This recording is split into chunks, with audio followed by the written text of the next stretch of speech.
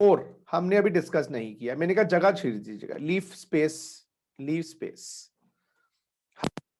Leave space. Fourth इसके लिए भी मैंने मुझे लग रहा है हमने यहां तक किया है। अगर कुछ आपको लग रहा है सर ये नहीं किया वो नहीं किया तो आप पूछ लीजिएगा, अदरवाइज आई प्रोसीड फर्दर। ठीक है, तो हमने अभी तक सीख लिया है गाइस, हमने सीख लिया है रेजिडेंट नॉन रेजिडेंट बनाना, और हमने ये भी सीख लिया है रेजिडेंट की ग्लोबल इनकम्स टैक्सेबल होती हैं। ग्लोबल इनकम्स, ग्लोबल इनकम्स का मतलब sir Indian, yes guys, Indian as well as foreign.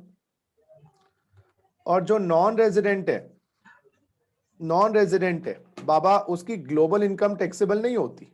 Yes, उसकी ग्लोबल इनकम टैक्सेबल नहीं होती, उसकी खाली इंडियन इनकम टैक्सेबल होती है। Yes, Indian income only, Indian income only. यहां तक हमने ये सारा कहानी को आगे बढ़ाया है।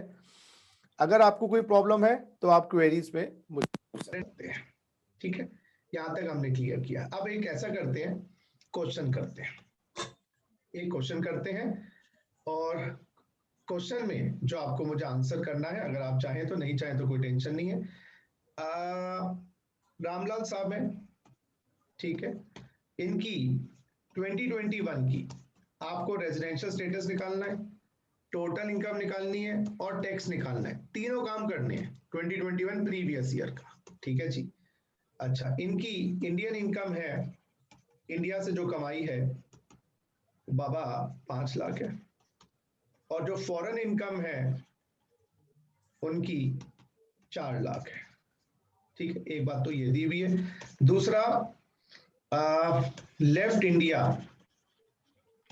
On, yes, 15/6/2020 for employment outside India, employment outside India, employment के लिए छोड़ के चलेगा, एम्प्लॉयमेंट आउटसाइड इंडिया। करिए जी, आप मुझे 3 आंसर देंगे। एक आंसर देंगे मुझे आप इसका रेजिडेंशियल स्टेटस, दूसरा टोटल इनकम कितनी होगी और टैक्स कितना होगा। हाँ जी, और असेसमेंट ईयर गाइस हमारा होगा असेसमेंट ईयर 21-22। 3 काम करेंगे, residential status, total income, tax. करिए जी। Indian income 5 lakh, foreign income 4 lakh, left India 15/6/2020 for employment outside India. आपको इसका रेजिडेंशियल स्टेटस निकालना है, टोटल इनकम निकालनी है और टैक्स निकालना है। करिए जी। और किसी को क्वेरी हो तो पूछ लीजिएगा, क्योंकि मेरी कोई बारात तो नहीं है यहाँ पर कि मैं हर एक का इंडिविजुअल स्वागत करूं। आपको पूछना है पूछिए प्लीज, मोस्ट वेलकम।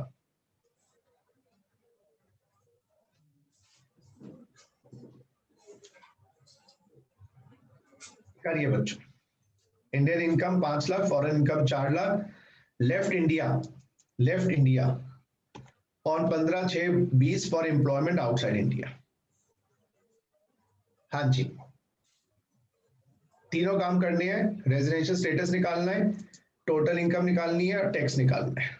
करिए जी।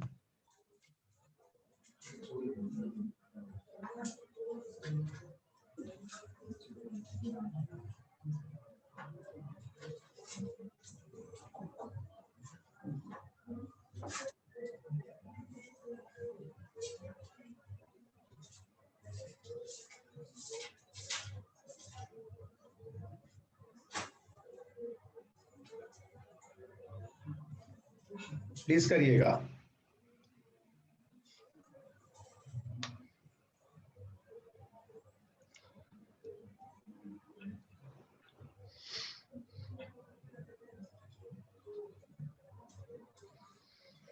हाँ जी, मेरे हिसाब से रेजिडेंशियल स्टेटस जो आ रहा है, मेरे हिसाब से जो रेजिडेंशियल स्टेटस आ रहा है हमारा यहाँ पर 15/6 को निकल गया।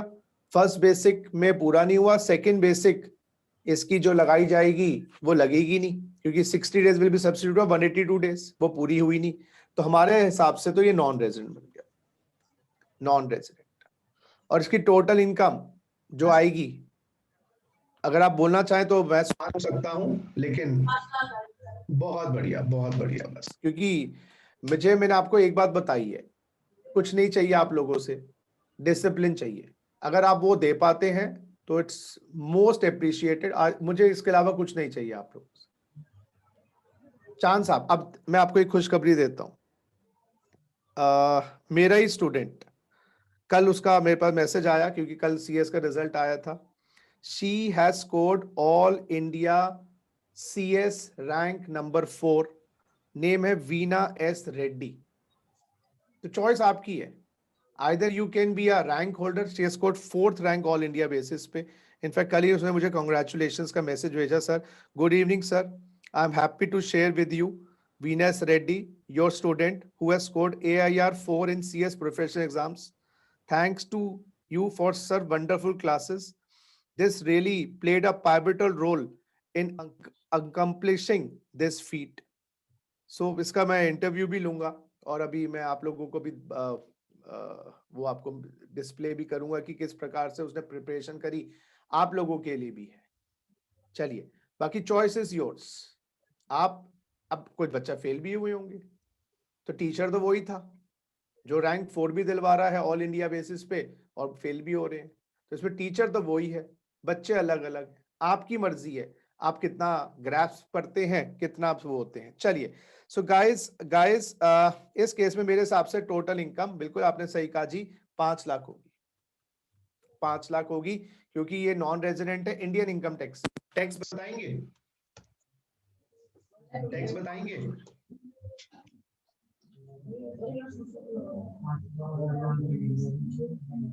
हाँ जी, टैक्स बताएंगे कितना आएगा? और एज भी दी हुई है, ये लो, एज है 35 साल।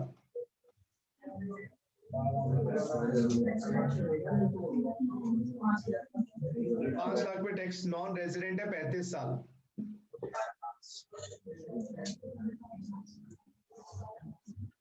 सर 13,000। बहुत बढ़िया, 13,000 is the tax liability. Very good, क्योंकि कोई इसको 87A की रिबेट नहीं मिलेगी क्योंकि ये नॉन रेजिडेंट है और नॉन रेजिडेंट पे 2.5 लाख का स्लैब लगेगा और ये 115 बीएससी में कवर्ड नहीं है। कवर्ड होता तो फिर भी 5 लाख तक, तो वहां पर भी 5% का स्लैब है, तो ये 115 बीएससी में कवर्ड नहीं है, ये मैं मान के चल रहा हूँ 115 बीएससी में कवर्ड नहीं है। 35 साल का युवक है, बहुत बढ़िया। चलिए, अब सेम क्वेश्चन, किस टाइप से रेजिडेंशियल स्टेटस से टोटल इनकम निकलती है, उससे टैक्स निकलता है।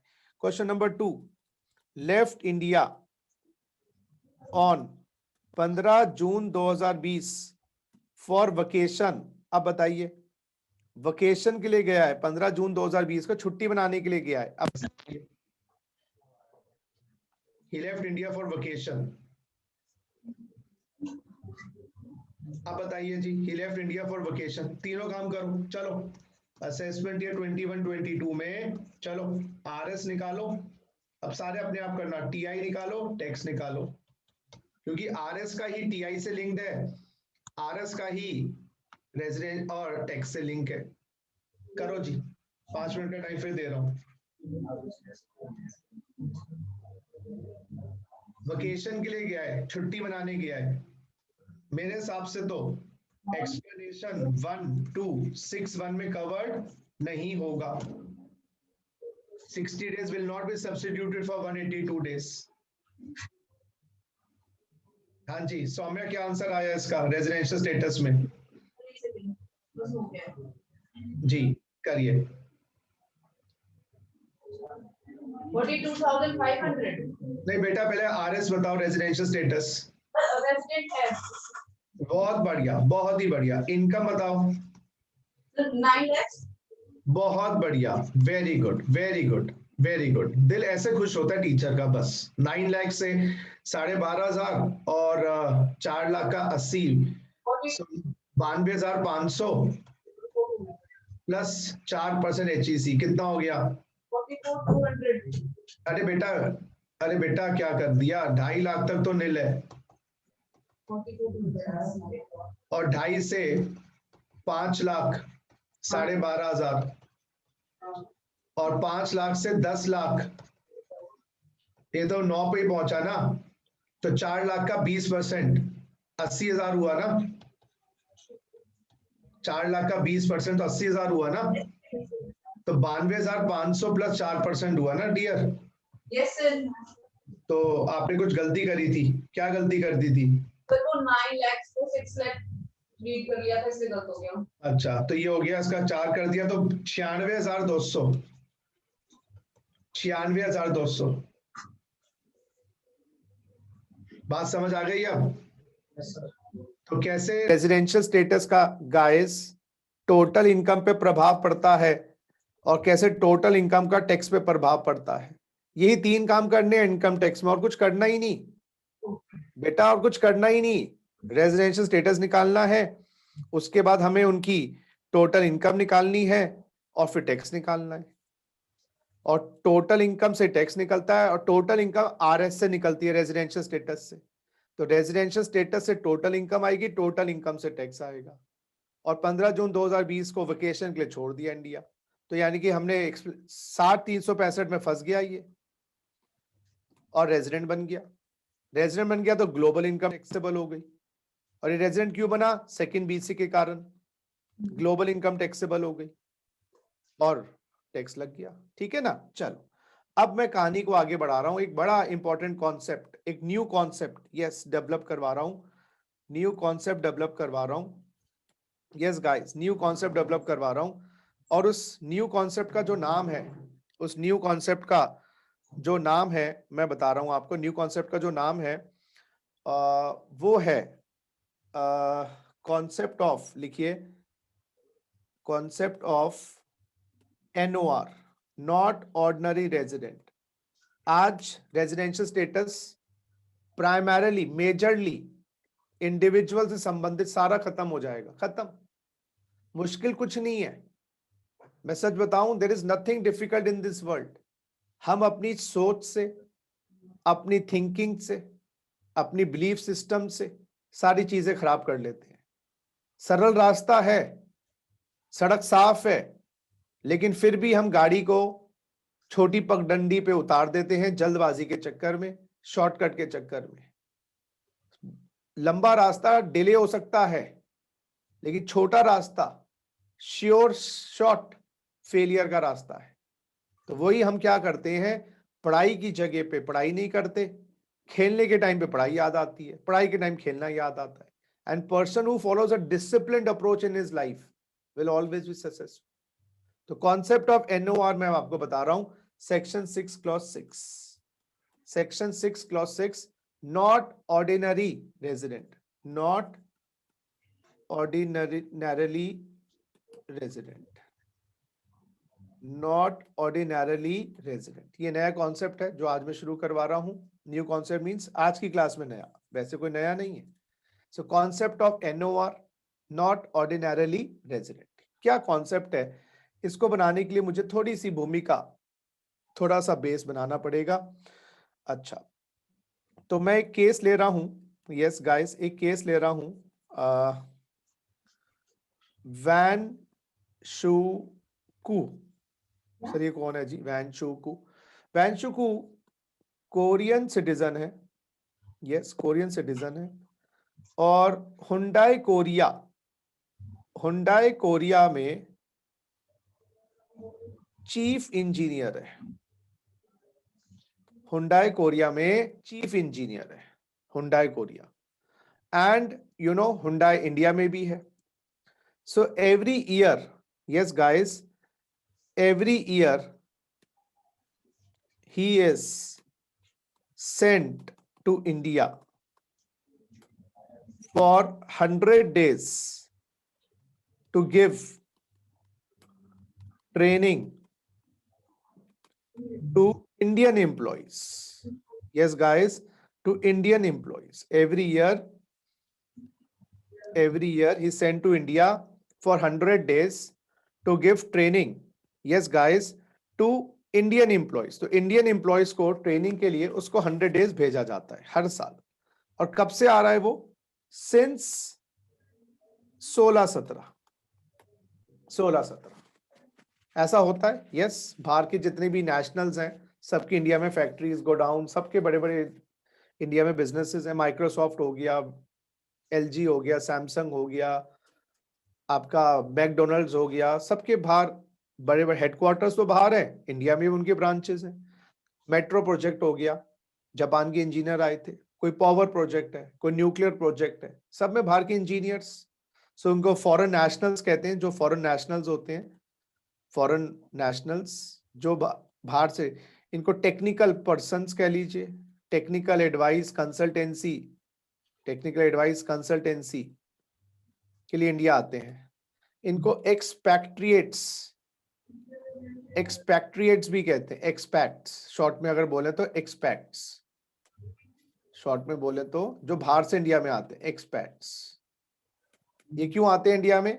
टेक्निकल एडवाइस कंसल्टेंसी, नॉलेज देने के लिए, ठीक है। अच्छा, ये 16-17 से इंडिया में आ रहे हैं, तो ये इनका पहला साल 16-17 इंडिया में 100 दिन, 17-18 में गाइस 100 दिन, बच्चों 18-19 में 100 दिन, और 19-20 में 100 दिन। ये हर साल जब आए, इनका स्टेटस क्या बना बताएंगे आप मुझे?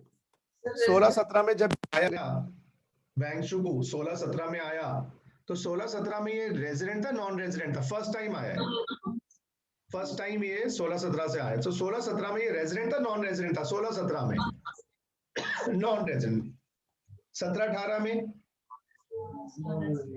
नॉन रेजिडेंट, 18-19 में, और 19-20 में नहीं।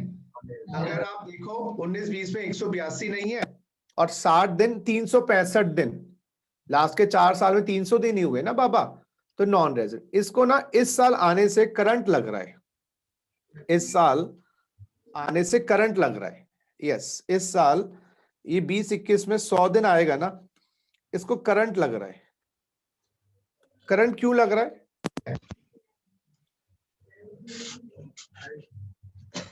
करंट क्यों लग रहा है? करंट ये लग रहा है, मैं रेजिडेंट बन जाऊंगा सेकंड बेसिक कंडीशन के कारण। और ये सर एक्सप्लेनेशन में नहीं आ जाएगा बेटा। एक्सप्लेनेशन 1 जो बनाई गई है ना गाइस, वो इंडियन सिटीजन्स के लिए है, उनको हम बेनिफिट देते हैं। एक्सप्लेनेशन 1-61 इंडियन सिटीजन्स के लिए है गाइस। हम उनको बोलते हैं इंडिया में आओ और सेकंड कंडीशन नहीं लगाएंगे, उनके लिए है। Benefit of is for Indian citizens and he being a foreign national. ये तो एक्सपैक्ट है ना, फॉरेन नेशनल है, कहां गया, कोरियन सिटीजन है, यानी कि इसके 60 days will not be subsequent 182 days. अब दिक्कत क्या है इसकी, बाहर एनुअल कोरिया की जो इनकम है, हाँ कोरिया का जो इसके एनुअल इनकम है वह 10 करोड़। इतना चीफ इंजीनियर है भाई, 10 करोड़ कमाता है कोरिया में। अब दिक्कत ये हो गई, ये रेजिडेंट बनते ही इंडिया से नहीं कमा रहा, फिर भी सरकार की काली नजर इसके ऊपर पड़ जाएगी, सरकार की काली नजर इसके ऊपर पड़ जाएगी, बोली भैया टैक्स दो इंडिया में। अब ये बंदा बोलेगा भाई मैं इंडिया में मात्र नॉलेज देने के लिए आ रहा हूं, मात्र एक्सपर्टीज देने के लिए आ रहा हूं, और आप मुझे टैक्स लगा रहे हो, और वो 10 करोड़ रुपया इंडिया में टैक्सेबल हो जाएगा, 10 के 10 करोड़ विदेश का कमाया हुआ, क्योंकि अपना बच्चा बन जाएगा ना, ये रेजिडेंट बन जाएगा करंट ईयर में, और अपना बच्चा बन जाएगा, और अपना बच्चा बनते ही ग्लोबल इनकम टैक्सेबल हो जाएंगी। तो कौन ऐसा एक्सपैक्ट जो इंडिया में बेनिफिट के लिए आ रहा है इंडिया में आएगा? वो तो नहीं आएगा। एक्चुअली में why would he come to India? अगर इंडियन गवर्नमेंट इतनी गंदी तरीके से ट्रीट करेगी और देश का भला करने आ रहा है, he is coming to India, he is coming to India for giving the benefit to Indian employees, तो आप लोग क्या करें इसके लिए? अब बताओ, मतलब क्या करें? क्योंकि benefit of explanation is for Indian citizen only. इसको हम सेकंड 63-65 डेज से हटा तो सकते नहीं, क्योंकि वो तो खाली इंडियन सिटीजन के लिए बेनिफिट है। लेकिन क्या इसको आने से रोक दे? नहीं, आना चाहिए। क्या इसको आना चाहिए? इंडिया में आना चाहिए, यस। क्या इसकी फॉरेन इनकम टैक्सेबल होनी चाहिए? फॉरेन इनकम टैक्सेबल होनी चाहिए? नहीं। अब ये दोनों बातें जोड़नी है इकट्ठे, अभी जाएगा फॉरेन इनकम टैक्स भी ना हो, क्या करें? सोच के बता सकते हो? देखो आना चाहिए इंडिया में, यस, रोक तो नहीं सकते फिर इंडिया को ट्रेनिंग के, फिर वो कंपनियां इंडिया में बनाएंगे ही नहीं। Honda, LG, Samsung, Microsoft, Apple India में प्रोडक्शन करेंगे ही नहीं, इंडिया में फैक्ट्रियां लगाएंगे नहीं अगर बाहर के इंजीनियर नहीं आ पाएंगे, क्योंकि उनके पास टेक्नोलॉजी बेटर है हमसे, तो हमारे देश से। तो उनको रोक देना चाहिए? नहीं। तो क्या उनकी फॉरेन इनकम टैक्सेबल होनी चाहिए? नहीं, लेकिन वो रेजिडेंट तो है, वो रेजिडेंट तो है, और फॉरेन इनकम टैक्सेबल ना हो, और रेजिडेंट होते ही ग्लोबल इनकम टैक्सेबल होती है। ये विरोधाभास, कॉन्ट्राडिक्शन समझ आई? अब गवर्नमेंट कह रही है ऐसा करो, जैसे आप बच्चे हो, क्लास में आए, कई बच्चे होते सीरियस, पढ़ने का मन करता है, उनको प्रॉब्लम नहीं है, वो तो पढ़ना चाहते हैं, लेकिन कई बच्चे क्लास में आने के बाद पढ़ना नहीं चाहते। ये वही है, आना चाहता है इंडिया में, रेजिडेंट बनना चाहता है, लेकिन फॉरेन इनकम से टैक्स नहीं लगवाना चाहता।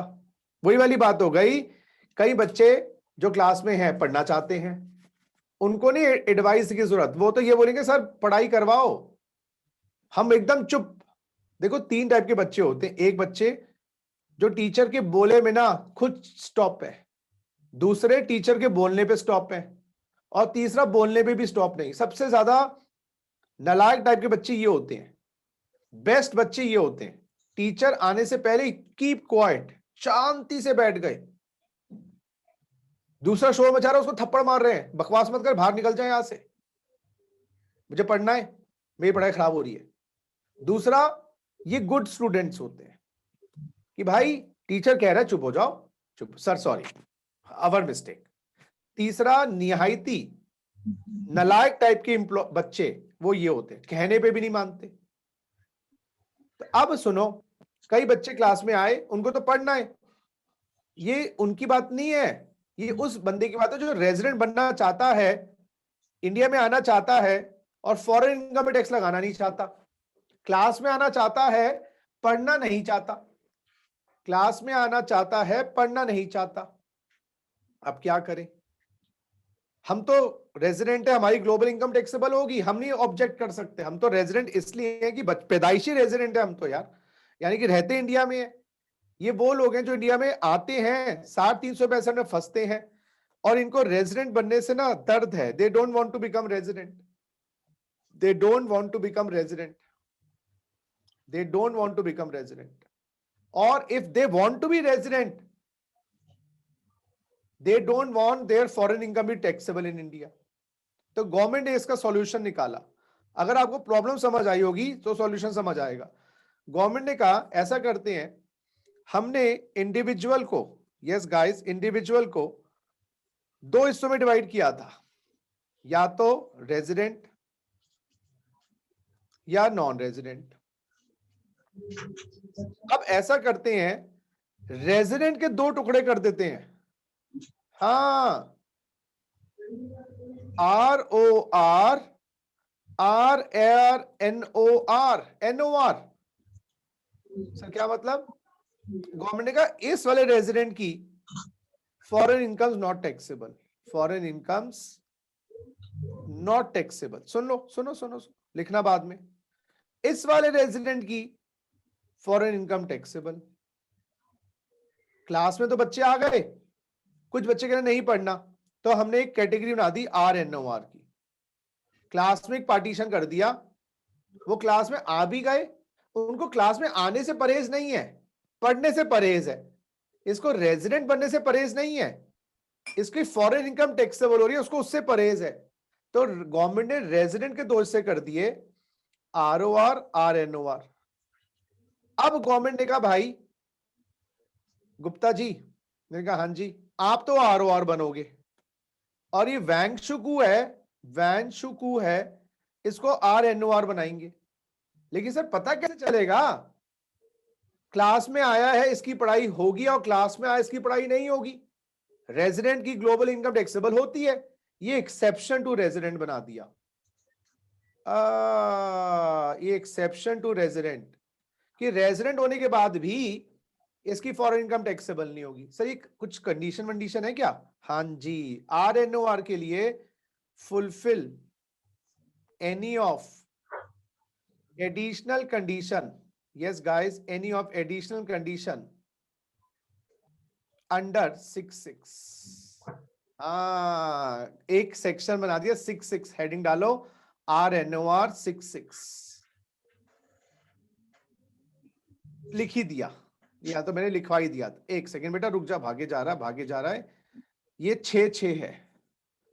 अच्छा, तो यानी कि रेजिडेंट बनने के बाद गवर्नमेंट एडिशनल, अच्छा ROR कौन हुआ? Does not fulfil any of additional condition under 6। अच्छा, पहली बात सुनो, ये दो हिस्से नॉन रेजिडेंट के करोगे या रेजिडेंट के करोगे? पहले ये बताओ, आप लोग बताओ, रेजिडेंट के करोगे नॉन रेजिडेंट के करोगे? रेजिडेंट नॉन रेजिडेंट के क्यों नहीं? क्योंकि उसके का फॉरेन इनकम टैक्सेबल ही नहीं होती ना। हाँ, मतलब मुझे तो शौर्या की इंटेलिजेंस बड़ी अच्छी लगती है इस क्लास में, बाकी तो मुझे लगता नहीं कि कोई उसके लेवल का भी है यहाँ पर। ऐसा मुझे प्रतीत होता है कि वो good student, best student, good student और नालायक। अब बाकी इतना इंटरैक्टिव नहीं होते। देखो, आपको ये बात समझनी पड़ेगी, ऑनलाइन में फेस टू फेस और ऑनलाइन में फर्क यही है, यहाँ पर संपर्क आपको बनाना पड़ेगा टीचर के साथ, नहीं तो ये बड़ा बोरिंग मोड बन सकता है। और यही अगर आप इंटरैक्टिव रहेंगे, अपने पर्सनल थॉट्स को कंट्रोल करके रखेंगे, अपने मन को एकाग्रित करके रखेंगे, तो इससे बेटर मोड नहीं है। इसलिए मैं कह रहा हूं, थोड़ा सा कंसंट्रेट करें। और क्योंकि ये पहली बार है आप जिंदगी में कोई प्रोफेशनल एग्जाम्स देंगे, अभी तक आपने नीट किया, ईईटी किया है, फाउंडेशन दिया है, वो कोई एग्जाम नहीं होते एक्चुअली में, पहली बार। तो इसलिए अपने आपको गियर चेंज करना पड़ेगा आपको। तो अब सुनिएगा, नॉन रेजिडेंट की तो फॉरेन इनकम टैक्सेबल ही नहीं होती। ये तो बच्चा क्लास में आया ही नहीं, दर्द तो उसको है जो क्लास में आ गया, पढ़ाई मत करो रो रहा है। जो क्लास में आया ही नहीं उसको पढ़ाई क्या करवानी, उसकी तो फॉरेन इनकम वैसे टैक्सेबल नहीं होती। अब जो रेजिडेंट बन गए उनको रियायत दे रहे हैं, चलो यार 350 में बन गए ना, तुझे छोड़ देते हैं। ये वही वाली बात हुई, पुलिस की रेड पड़ी, पार्टी हो रही थी, यहां पर ड्रग्स लिए जा रहे थे, ड्रग्स जिसको हम बोलते हैं रेव पार्टी। आपने सुन रखा, अखबारों में आता है, गुड़गांव में किसी नाइट क्लब में, अब तो क्लब्स ही बहुत फर्क पड़ गया कोविड के बाद, तो गुड़गांव के किसी क्लब में, इस सेक्टर में ड्रग्स लिए जा रहे थे। पुलिस वाले क्या करेंगे, सबको पकड़ लेंगे एक बार, तो सबको जीप में भर के ले जाएंगे, बाद में कुछ लोगों को छोड़ देंगे। वो स्विगी का बंदा खाना देने आया हुआ था, उसको भी पकड़ के ले गए तो छोड़ दिया उसको। तो ऐसे रेजिडेंट में तो सभी आ जाएंगे जो 365 भरते हैं, लेकिन वो बोले भाई मैं ना इंडिया में कोई रहने के माध्यम से नहीं आया, मैं ये मेरा काम है ट्रेनिंग वेनिंग का। तो गवर्नमेंट ने कहा ऐसा कर, तेरा ड्रग पार्टी है ना, सबका ब्लड टेस्ट कर लिया, जिसके ड्रग नहीं मिले उसको छोड़ दिया। तो यहां पर भी टेस्ट लगा दिया 6 का। तो जो रेजिडेंट बन गए हैं 6 का टेस्ट पूरा कर दे तो रेजिडेंट होने के बाद भी वो RNOR माने जाएंगे, resident and not ordinary resident. और ROR की फुल फॉर्म हो गई रेजिडेंट एंड ऑर्डिनरी रेजिडेंट।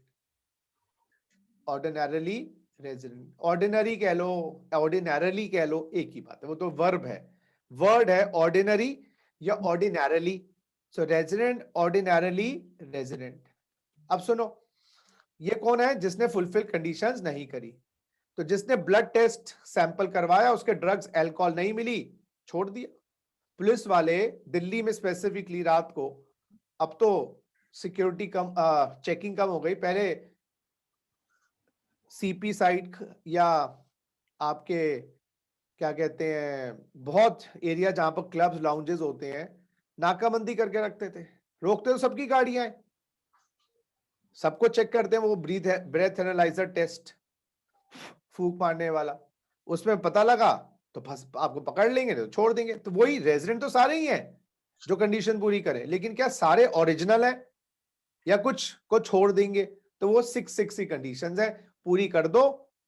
अच्छा, यानी कि RNOR और NR दोनों मोर और लेस सेम हो गए, मेजॉरिटी बेसिस पे सेम है।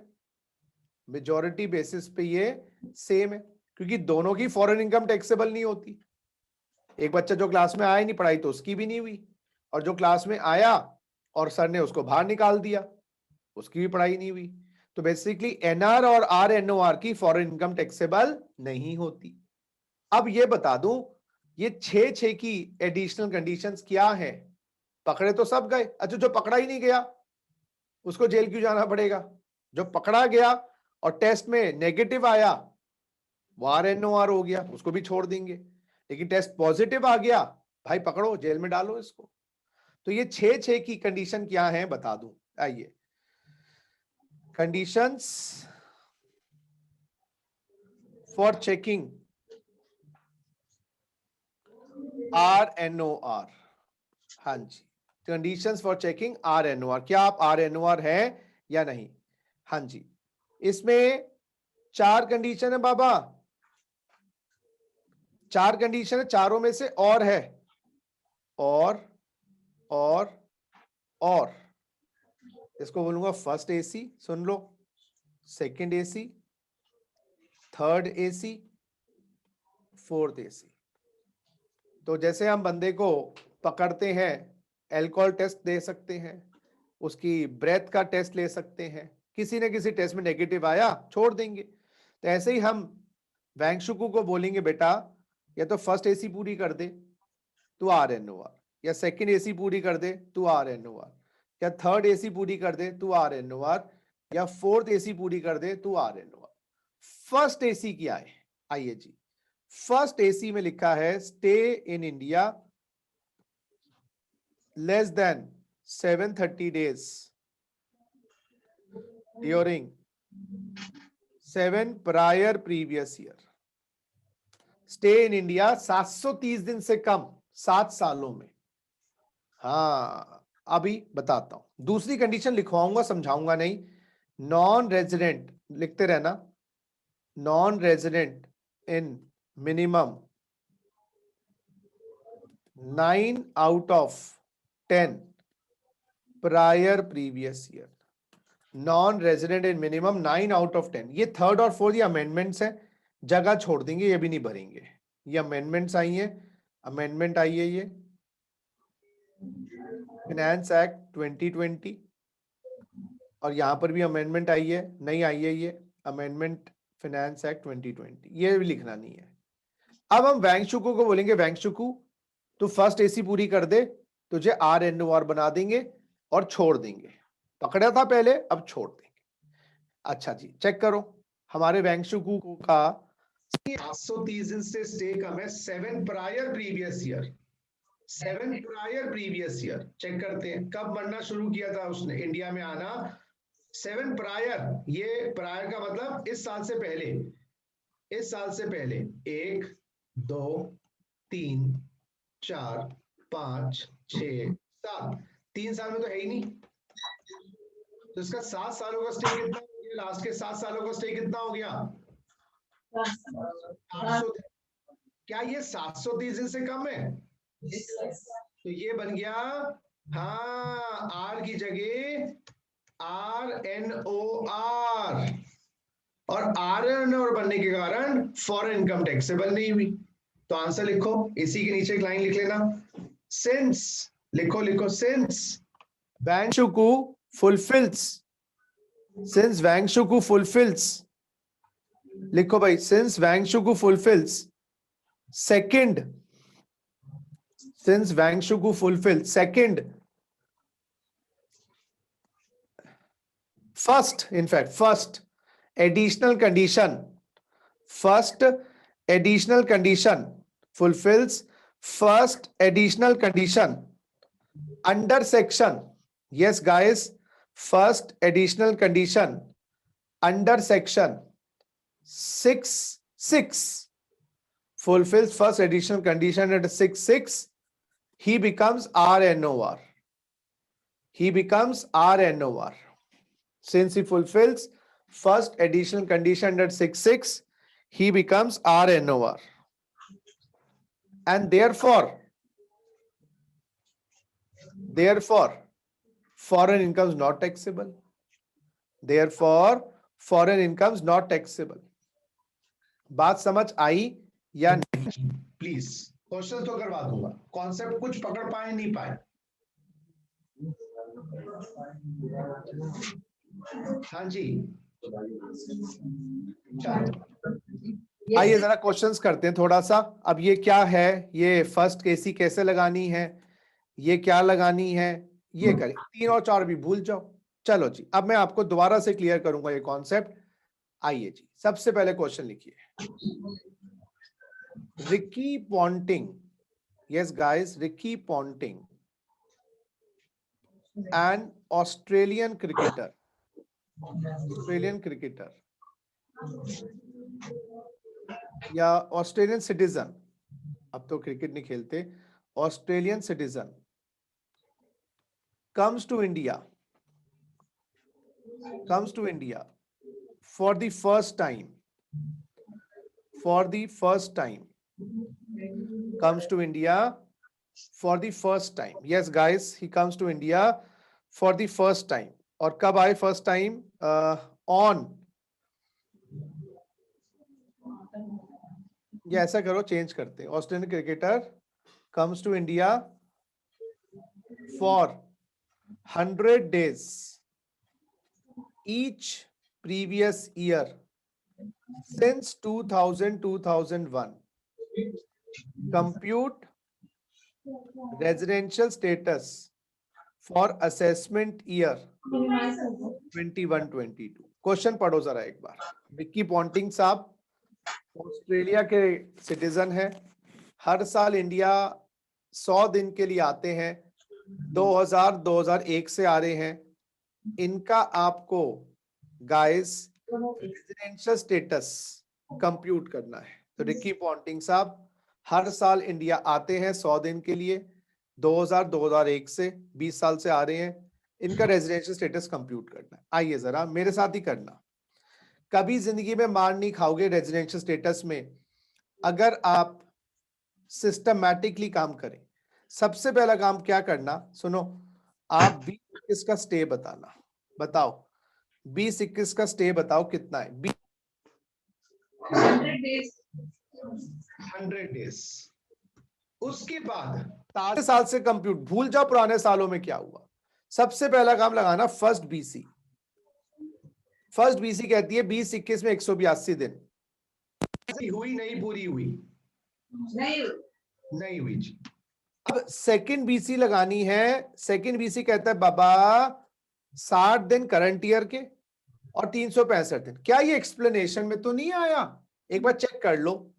अब ये एक्सप्लेनेशन में तो नहीं आया सर, नहीं आएगा 182 सब्स्टिट्यूट कर देते हैं सर, नहीं आएगा क्योंकि ये ऑस्ट्रेलियन सिटीजन है।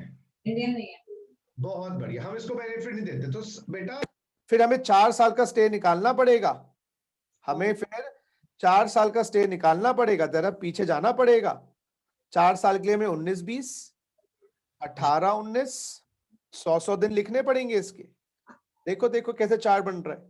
17-18 जाना पड़ेगा, 16-17 जाना पड़ेगा, 100 और 100।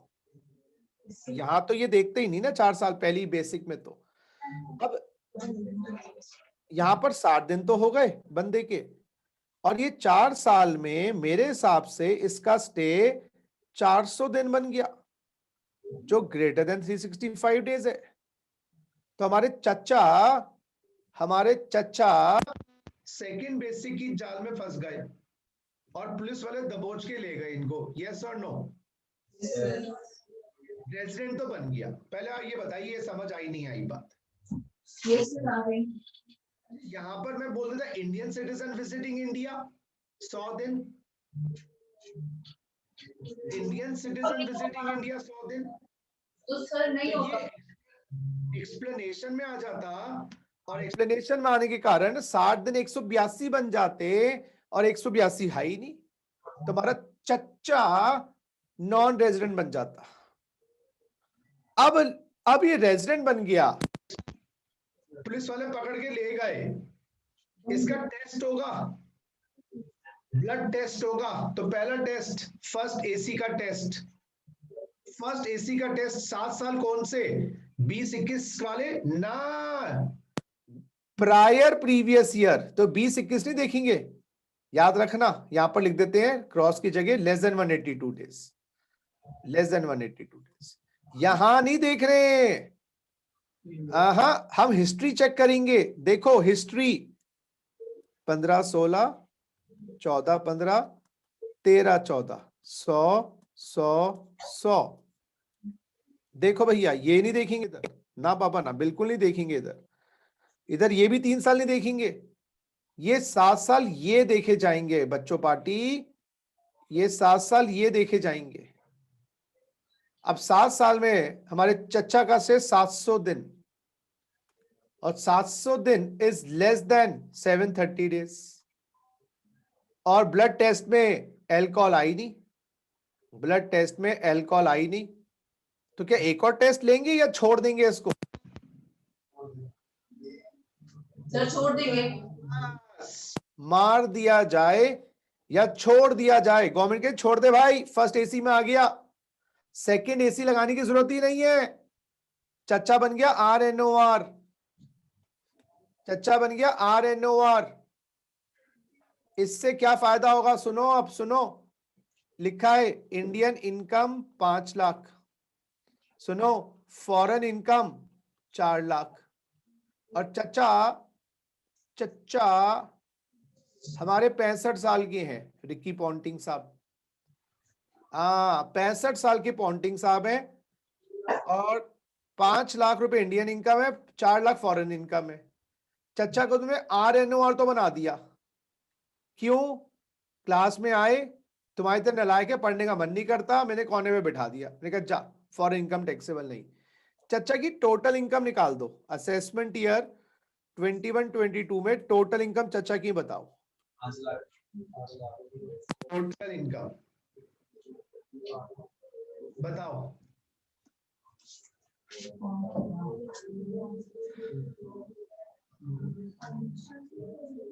टोटल इनकम फाइनेंशियल ईयर, बेटा फाइनेंशियल ईयर तो ऑब्वियसली प्रीवियस ईयर तो 20-21 हो गया ना।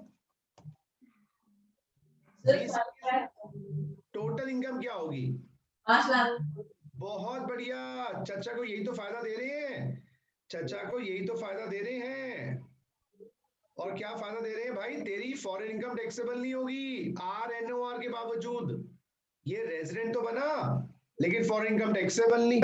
NR का भी आंसर 5 लाख आता, इसका भी 5 लाख है, तो total income 5 lakh, foreign income not taxable. चाचा खुश हो गए, आजा इंडिया में, यही कह रहे हैं, फॉरेन इनकम नॉट टैक्सेबल।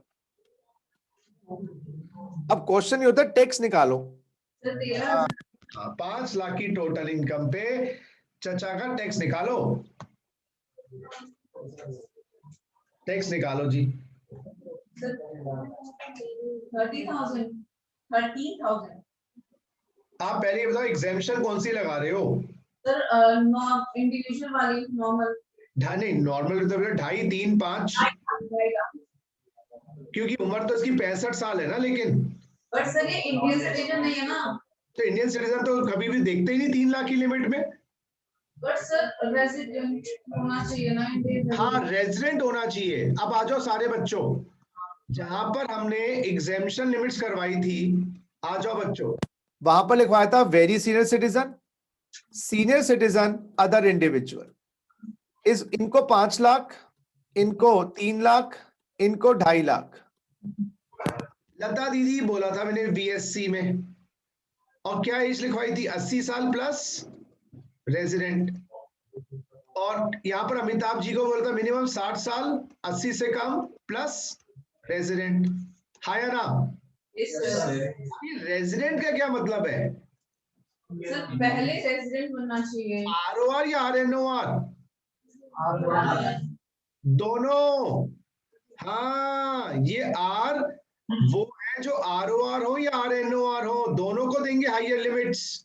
लता दीदी, ये वैंगशुकू की जगह लता दीदी होती, RNOR बनती, लिमिट मिलेगी, क्योंकि रेजिडेंट तो है ना, आया तो है ना।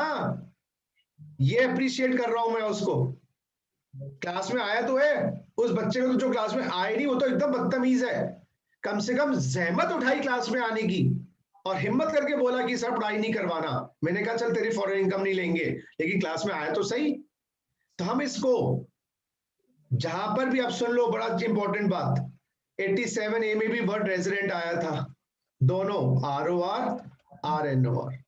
एक concept shifting of exemption limit का भी किया था, शिफ्टिंग ऑफ एग्जेम्पशन लिमिट, वहां पर भी रेजिडेंट है दोनों। क्या कॉन्सेप्ट डेवलप हुआ, जहां पर भी वर्ड रेजिडेंट आएगा एक्ट में, खाली रेजिडेंट वर्ड लिखा होगा, रेजिडेंट इंडिविजुअल जहां लिखा होगा, या रेजिडेंट HUF लिखा होगा, HUF वर्ड भी बाद में बताऊंगा, वो ROR RNOR बोथ आएंगे। यस भाई, इसके तो कितने मजे आ गए। साले की फॉरेन इनकम टैक्सेबल नहीं हुई, देश का मेहमान नवाजी का फायदा भी उठाएगा। बीच का बिच्छू होता है ना ये RNOR। RNOR क्या है, बीच का बिच्छू, बैटिंग भी करेगा बॉलिंग भी करेगा। हाँ, तो RNOR की फॉरेन इनकम टैक्सेबल भी नहीं होगी और साला बेनिफिट्स भी ले जाएगा, हायर लिमिट्स भी मिलेंगी, 87A भी मिलेगा, चाहे RNOR है तो रेजिडेंट ना, है तो अपना ही बच्चा ना, चाहे नलायक हो तुम्हारी तरह, प्यार तो रखना ही पड़ेगा ना, निकाल के फेंक तो नहीं सकता। इसलिए इस टैक्स में 0 से 3 लाख की लिमिट लगाएंगे, 3 लाख से 5 लाख की लिमिट, 2 लाख का 5%, 10,000, माइनस 87A भी लगाऊंगा 10,000 और टैक्स हो गया। अच्छा, तो RNOR कितने मजे आ गए इसके, फॉरेन इनकम टैक्सेबल भी नहीं हुई और टैक्स में बेनिफिट भी उठा गया। अच्छा NR होता तो, NR होता तो इनकम तो 5 ही होती, उसकी भी फॉरेन इनकम, लेकिन उसके टैक्स में बेनिफिट्स नहीं मिलते। तो बेटर है सर RNOR बन जाए। RNOR बनने से क्या है, फॉरेन इनकम टैक्सेबल भी नहीं होती और टैक्स में इंसेंटिव भी उठा जाते हो। ये तो रेजिडेंट की तरह टैक्स हो गया, साले की इनकम नॉन रेजिडेंट की तरह, टैक्स रेजिडेंट की तरह, ऐसा समझ लो, समझने वाले बनो। अच्छा, मजे आ गए सर, RNOR बड़ा अच्छा स्टेटस है। अच्छा, इसी क्वेश्चन में अब आप एज्यूम करो, खुद करना, 5 मिनट का टाइम दूंगा। कमिंग फॉर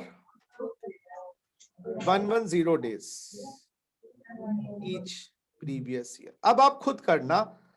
पहले मुझे रेजिडेंशियल स्टेटस, टोटल इनकम और टैक्स तीनों निकाल के देना। अब रामलाल या पिकी पॉन्टिंग, सॉरी, 110 दिन आ रहा है इंडिया में।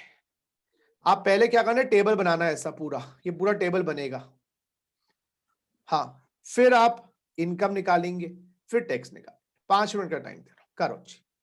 सर डाउट था, हाँ पूछो जी, पूछो, बिल्कुल पूछो। सर जो रिबेट का केस होता है वो भी मिलेगा इसको RNOR को, क्योंकि रिबेट जो है 87A की वर्ड है रेजिडेंट, वर्ड है रेजिडेंट। देखो यहाँ पर, एक सेकंड बच्चों, भागे जा रहे, रुक जा। हाँ जी, ये वर्ड है रेजिडेंट, दोनों आएंगे, और शिफ्टिंग में भी वर्ड रेजिडेंट है, दोनों आएंगे, और एग्जेम्पशन लिमिट्स में भी वर्ड रेजिडेंट है, दोनों आएंगे। और क्या बता दिया, जहां पर भी रेजिडेंट वर्ड लिखा हुआ है इंडिविजुअल के साथ या HUF के साथ, दोनों आएंगे,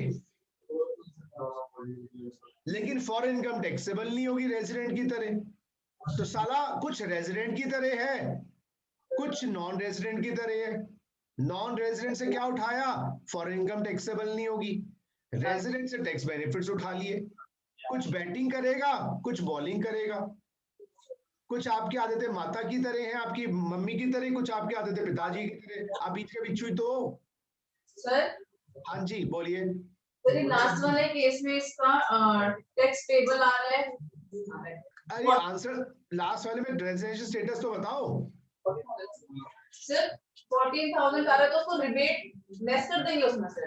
14,000 कहाँ आ रहा है बेटा, कहाँ 14,000 आ रहा है?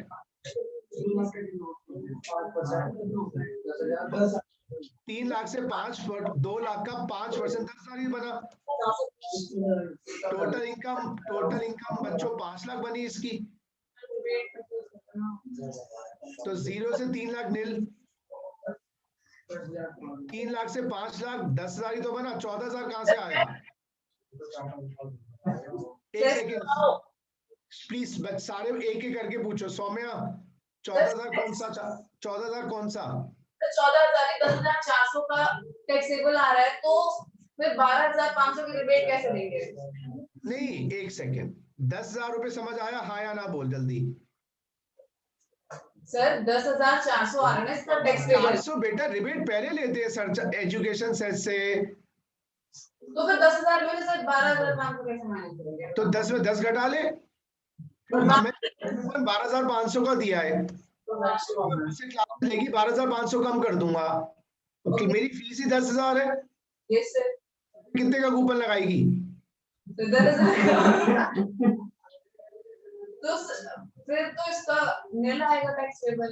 तो वो और क्या मैंने फारसी में लिखा है यहाँ पर? है क्या लिखा है? ये नील लिखा है, क्या लिखा है मैंने? हाँ ठीक है हो गया क्लियर। चलो जी करो, इस नेक्स्ट क्वेश्चन को करो। बड़ा खून पीते हो यार सच में। सर हो गया क्लियर। अच्छा मेरी माँ, हो गया ना, शुक्र है।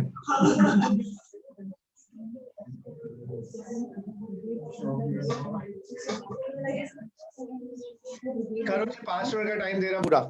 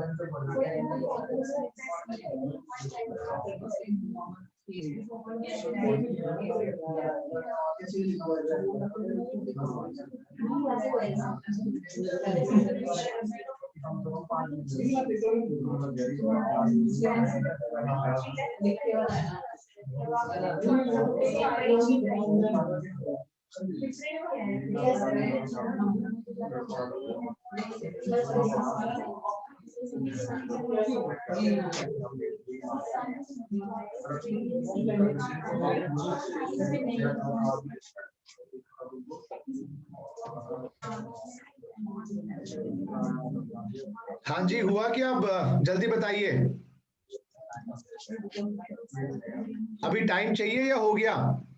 सर थोड़ा सा टाइम और। चलिए लीजिए लीजिए, टेक योर टाइम, समझो अपने आप, समझो, दिमाग चलाओ अपना।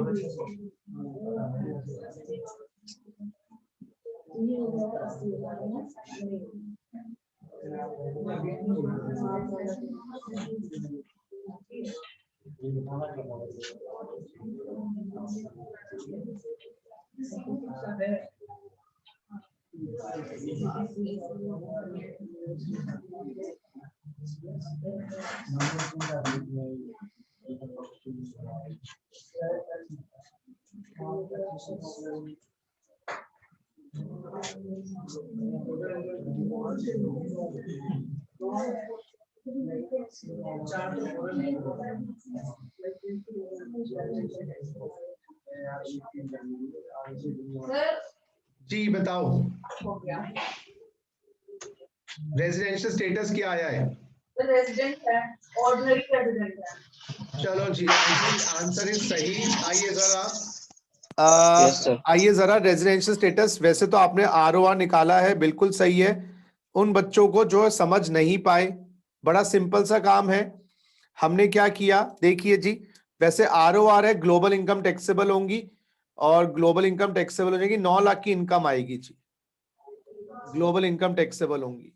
ये ROR हम और आप हैं, ये आप हम और आप हैं जो पकड़े गए, और हमें तो टेस्ट हुआ, टेस्ट में बच नहीं पाए। क्या हुआ जरा देखें, चेक करते हैं, एक बार चेक करते हैं। सबसे पहला प्रीवियस ईयर है आपका 20-21, उसका स्टे लिखो सर। चाचा का 110 दिन, चाचा पे फर्स्ट बेसिक लगाओ सर, पूरी नहीं करा। सेकंड बेसिक लगाओ सर, एक्सप्लेनेशन में नहीं आया। अगर इंडियन सिटीजन होता विजिट करने, बात ही खत्म हो जाती। चाचा 60 दिन हो गए, तो हम चाचा का 19-20, 18-19, 17-18, 16-17, 110, 110, 110, 110। हमने ये 4 साल यहाँ पर देखते ही नहीं है, यहाँ तो ये 4 साल देखते ही नहीं है। यहाँ पर हमने 4 साल निकाले, 440 दिन बने, ग्रेटर देन 360 डेज, है ना, 365 डेज, इनफैक्ट 365 डेज हो गया। तो चचा हमारा सेकेंड पूरी कर गया, और जब ये रेजिडेंट बन गया, अब चचा पे फर्स्ट एडिशनल कंडीशन लगानी है, फर्स्ट एडिशनल कंडीशन लगानी है। फर्स्ट एडिशनल में ये साल नहीं देखते बेटा, 7 प्रायर ईयर्स। तो हम 15-16, 14-15 और 13-14, 110, 110, 110। यहाँ पर ये नहीं देखने बेटा, यहाँ पर ये नहीं देखने, यहाँ 7 साल देखने। चचा 770 दिन, अनफॉर्चुनेटली ग्रेटर देन 30 डेज हो गया। ये तो हमें लेसर देन 730 डेज चाहिए था। तो ब्लड टेस्ट तो बचा नहीं, ब्लड में तो अल्कोहल आ रहा है, ब्लड में तो अल्कोहल आ रहा है, छोड़ेंगे नहीं इसको। इतने सालों से इंडिया में रह रहा है, तू समझने की कोशिश करो। मैंगशुकू तू इतने सालों से इंडिया में रह रहा है, चल एक टेस्ट और है, इनके बीच में भी और है, यहाँ पर भी एक टेस्ट और है, सेकेंड एडिशनल कंडीशन। अब आइए सेकेंड एडिशनल कंडीशन का लॉजिक समझा रहा हूं, यहां तक समझ नहीं आया, पहले ये बताइए। आगे सर। सेकेंड एडिशनल कंडीशन में लिखा है जी, ब्लड टेस्ट तो उसका नेगेटिव आया, पकड़ा तो गया, एक टेस्ट और है, चल इसमें भी छोड़ देंगे तुझे हम, दोनों में से एक में आ जा। रेजिडेंट होने के बाद भी फॉरेन इनकम टैक्सेबल नहीं होगी, NOR में डाल देंगे, पकड़ने के बाद भी छोड़ देंगे। अभी फर्स्ट AC में तो बचा नहीं। दूसरा चेक करते हैं, ब्रेथ एनालाइजिंग टेस्ट। इसमें लिखा है 9 टाइम्स, सुनो 9 टाइम्स नॉन रेजिडेंट होना चाहिए लास्ट के 10 सालों में। हाँ 10 साल जाना पड़ेगा यहाँ पर। वो गॉश 12, 13, 11, 12, 10, 11, 110, 110, 110। यहाँ 3 साल, ये नहीं, यहाँ नहीं, यहाँ नहीं, यहाँ पर ये 10 साल है। देखो यहाँ पर तो 1 साल का डेटा है, ऐसे याद रखो। फर्स्ट बीसी में, सेकंड बीसी में 1 साल प्लस 4 साल का डेटा है। फर्स्ट एसी में गाइस ये 7 साल है। आप किसी तरीके से भी करने वाले बनो, बस पढ़ने वाले बनोगे तो जान हाजिर है, और इनडिसिप्लिन बनोगे तो रत्ती भर भी ममता नहीं है, रत्ती भर भी। It's all upon you. Teacher बोलते थे मेरे भी, हम जब पढ़ते थे, कि भाई जिस टोन में क्वेश्चन पूछोगे उसी टोन में जवाब दूंगा। क्या बात है यार। तो जिस डिसिप्लिन से क्वेश्चन पूछोगे 4 घंटे भी लगाऊंगा, लेकिन शोर नहीं, है ना। तो 770 दिन सर, 7 साल। अब इसमें 10 साल हैं, और 10 सालों में 9 टाइम्स एनआर। हाँ, अब पुलिस वाले छोड़ने में कह रहे हैं तेरा ब्लड टेस्ट तो नेगेटिव आया है, पकड़ेंगे तुझे, मारेंगे। अब एक टेस्ट और है तेरा, ये मुश्किल है बहुत। लास्ट के 10 साल में तो 9 बार पकड़ा नहीं गया हो कभी भी। लास्ट के 10 साल का डेटा निकालेंगे, और 9 बार तेरा कभी तू पकड़ा ना गया हो। तो ये 9 के 10 सालों में 9 बार एनआर होना चाहिए। लास्ट के 10 सालों में, 10 साल कौन से सर, ये तो छोड़ दो साल। हर साल चेक करो 19-20 में ये आर था या एनआर था। 10 सालों दोबारा बोल रहा हूं, कंसंट्रेशन पूरी देना। रेजिडेंट था नॉन रेजिडेंट था 19-20 में, बताओ 19-20 में।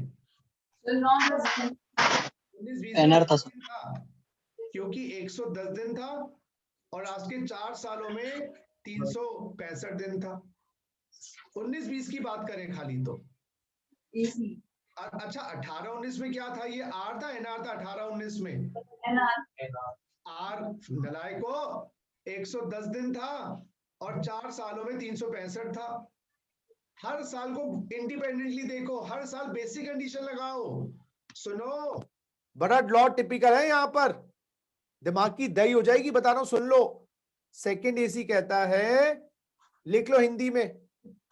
हाँ, हिंदी में लिखो, हिंदी में समझ आता है, गालियां भी हिंदी में समझ आती है, इंग्लिश में बोले समझ नहीं आती। तो सेकंड एसी में क्या लिखा है, लास्ट 10 सालों में हर साल, लिख लो, लास्ट 10 सालों में हर साल बेसिक कंडीशन लगाओ।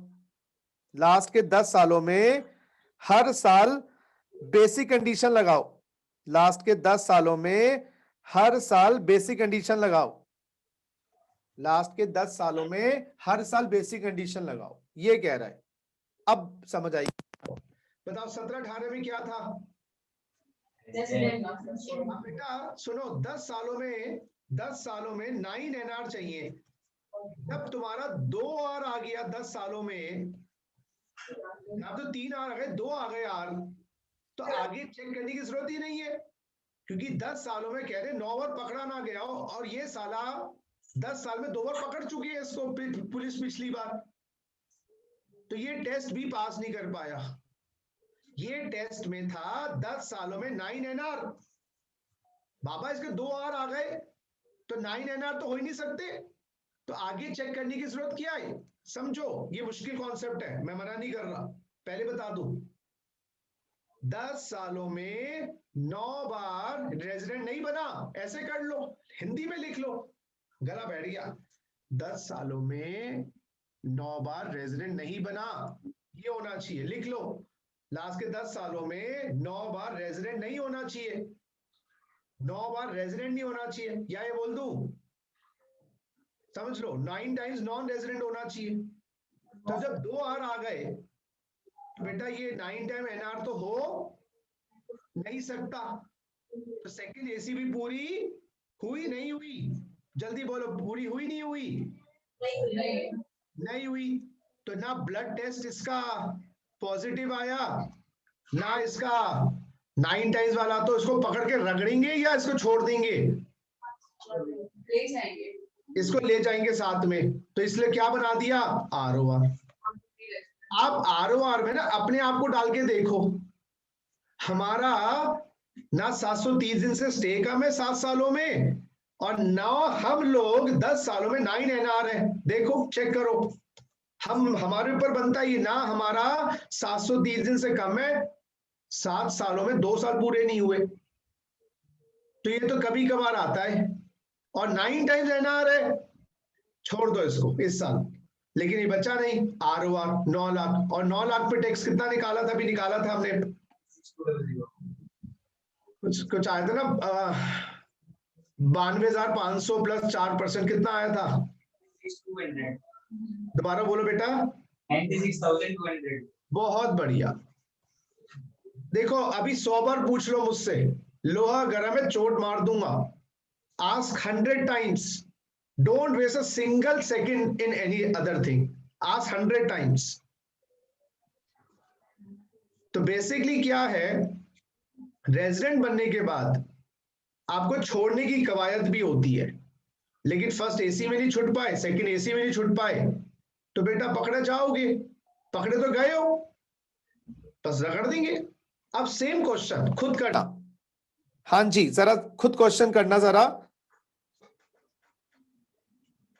Coming on visit for 100 days plus yes guys, plus Indian citizen है। अब आप आंसर में रेजिडेंशियल स्टेटस, टोटल इनकम और टैक्स तीनों निकालना।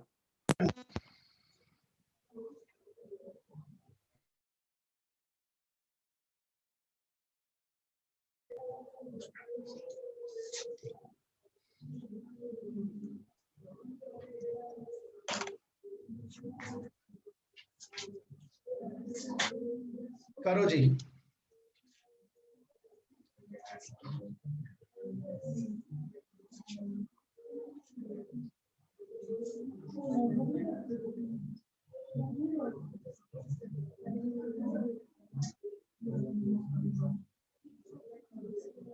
तो ये तो रेजिडेंट ही नहीं आ रहा, तो फिर ऑर्डनरी और नॉन ऑर्डनरी कैसे?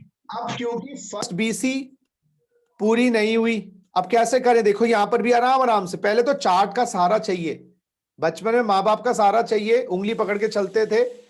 अब सारा फिजिकली नहीं चाहिए कि उंगली पकड़ लो हमारी, बस पीछे खड़े रहो और पैसा देते रहो। तो अब सबसे पहले प्रीवियस ईयर देखेंगे, 20-21 से 100 दिन। फर्स्ट बीसी लगाएंगे less than 182 days. Second BC लगाएंगे, बाबा ये एक्सप्लेनेशन में आ गया, explanation 1261, 60 days will be substituted for 182 days, 182 days से कम है ना, तो ये भी पूरी नहीं हुई, ये भी पूरी नहीं हुई, और ये बन गया एनआर। टोटल इनकम फॉरेन वाली 5 लाख। हाँ, लेकिन टैक्स कितना? टैक्स बताओ। सिर्फ नॉन रेजिडेंट की फॉरेन इनकम खोलेंगे। इंडियन इनकम, सॉरी, ये 5 लाख शायद इंडियन है ना, इंडियन वाली तो लोगे ना।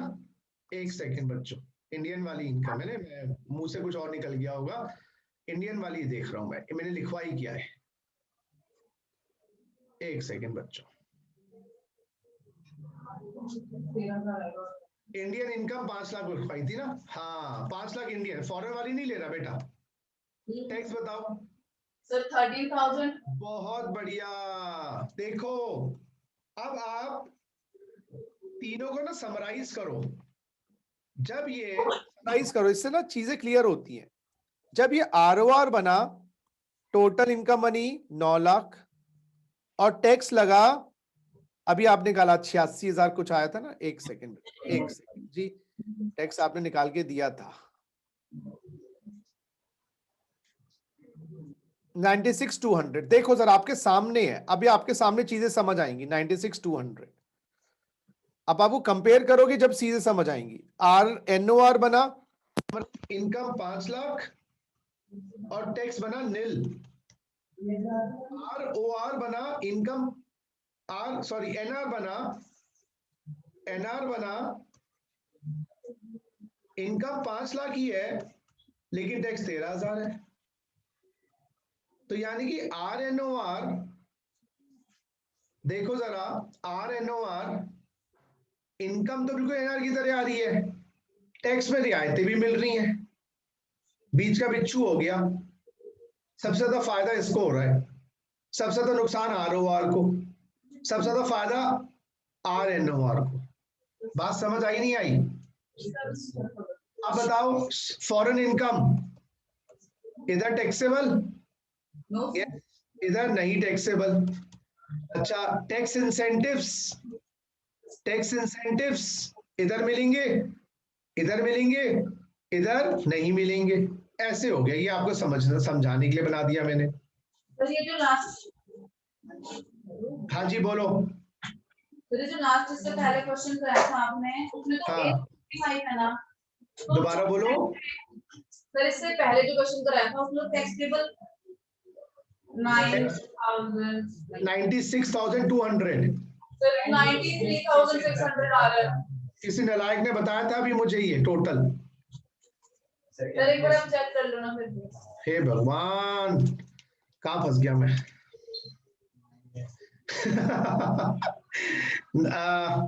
12,500 प्लस 80,000 12,500 की होगा। तो 12,500। अच्छा 12,500 क्यों लगेगा, 65 साल का है। 30 का है। अच्छा ठीक है, 10,000, तो 10,000 प्लस 80,000 90,000 और इंटू 1.04 93,600। बहुत बढ़िया, वेरी गुड, 93,600। आ जाओ जी, 93,600 लिख दो इधर भी। अब आपको तीनों टाइप की चीजें मैंने बताई, ये प्लानिंग आपको करनी है गाइस, प्लानिंग आपको करनी है। ROR बनोगे तो 9 लाख बनेगा, फॉरेन इनकम टैक्सेबल भी होगी, टैक्स में प्यार भी मिलेगा। ये लात है सरकार की, ये प्यार है सरकार का। एंड RNOR को लात भी नहीं मिल रही, प्यार भी मिल रहा है। देखो, फॉरेन इनकम टैक्सेबल नहीं, प्यार भी मिल रहा है। नो पनिशमेंट, ये पनिशमेंट है, फॉरेन इनकम टैक्सेबल होती है आर के लिए, ROR के लिए। हाँ जी, ये लव है, लव। और NR को देखो जी, फॉरेन इनकम टैक्सेबल नहीं होती, नो लव नो हेट। अब समझने वाले बनो, मैं टैक्स आपकी रगों में डाल सकता हूं, रगों में, आपकी वेन्स में, इतना मैं दमखम रखता हूं। सर ये एनआर वाले में 10,400 आएगा। हाँ जी बोलो। सर ये एनआर वाले में टैक्स पेबल 10,400 आएगा। अरे यार वो 65 साल की उम्र थी ना। नहीं नहीं नहीं हाँ। नहीं नहीं नहीं बेटा, ना ना, 2.5 लाख की लिमिट लगेगी, 2.5 लाख की लिमिट लगेगी ओके।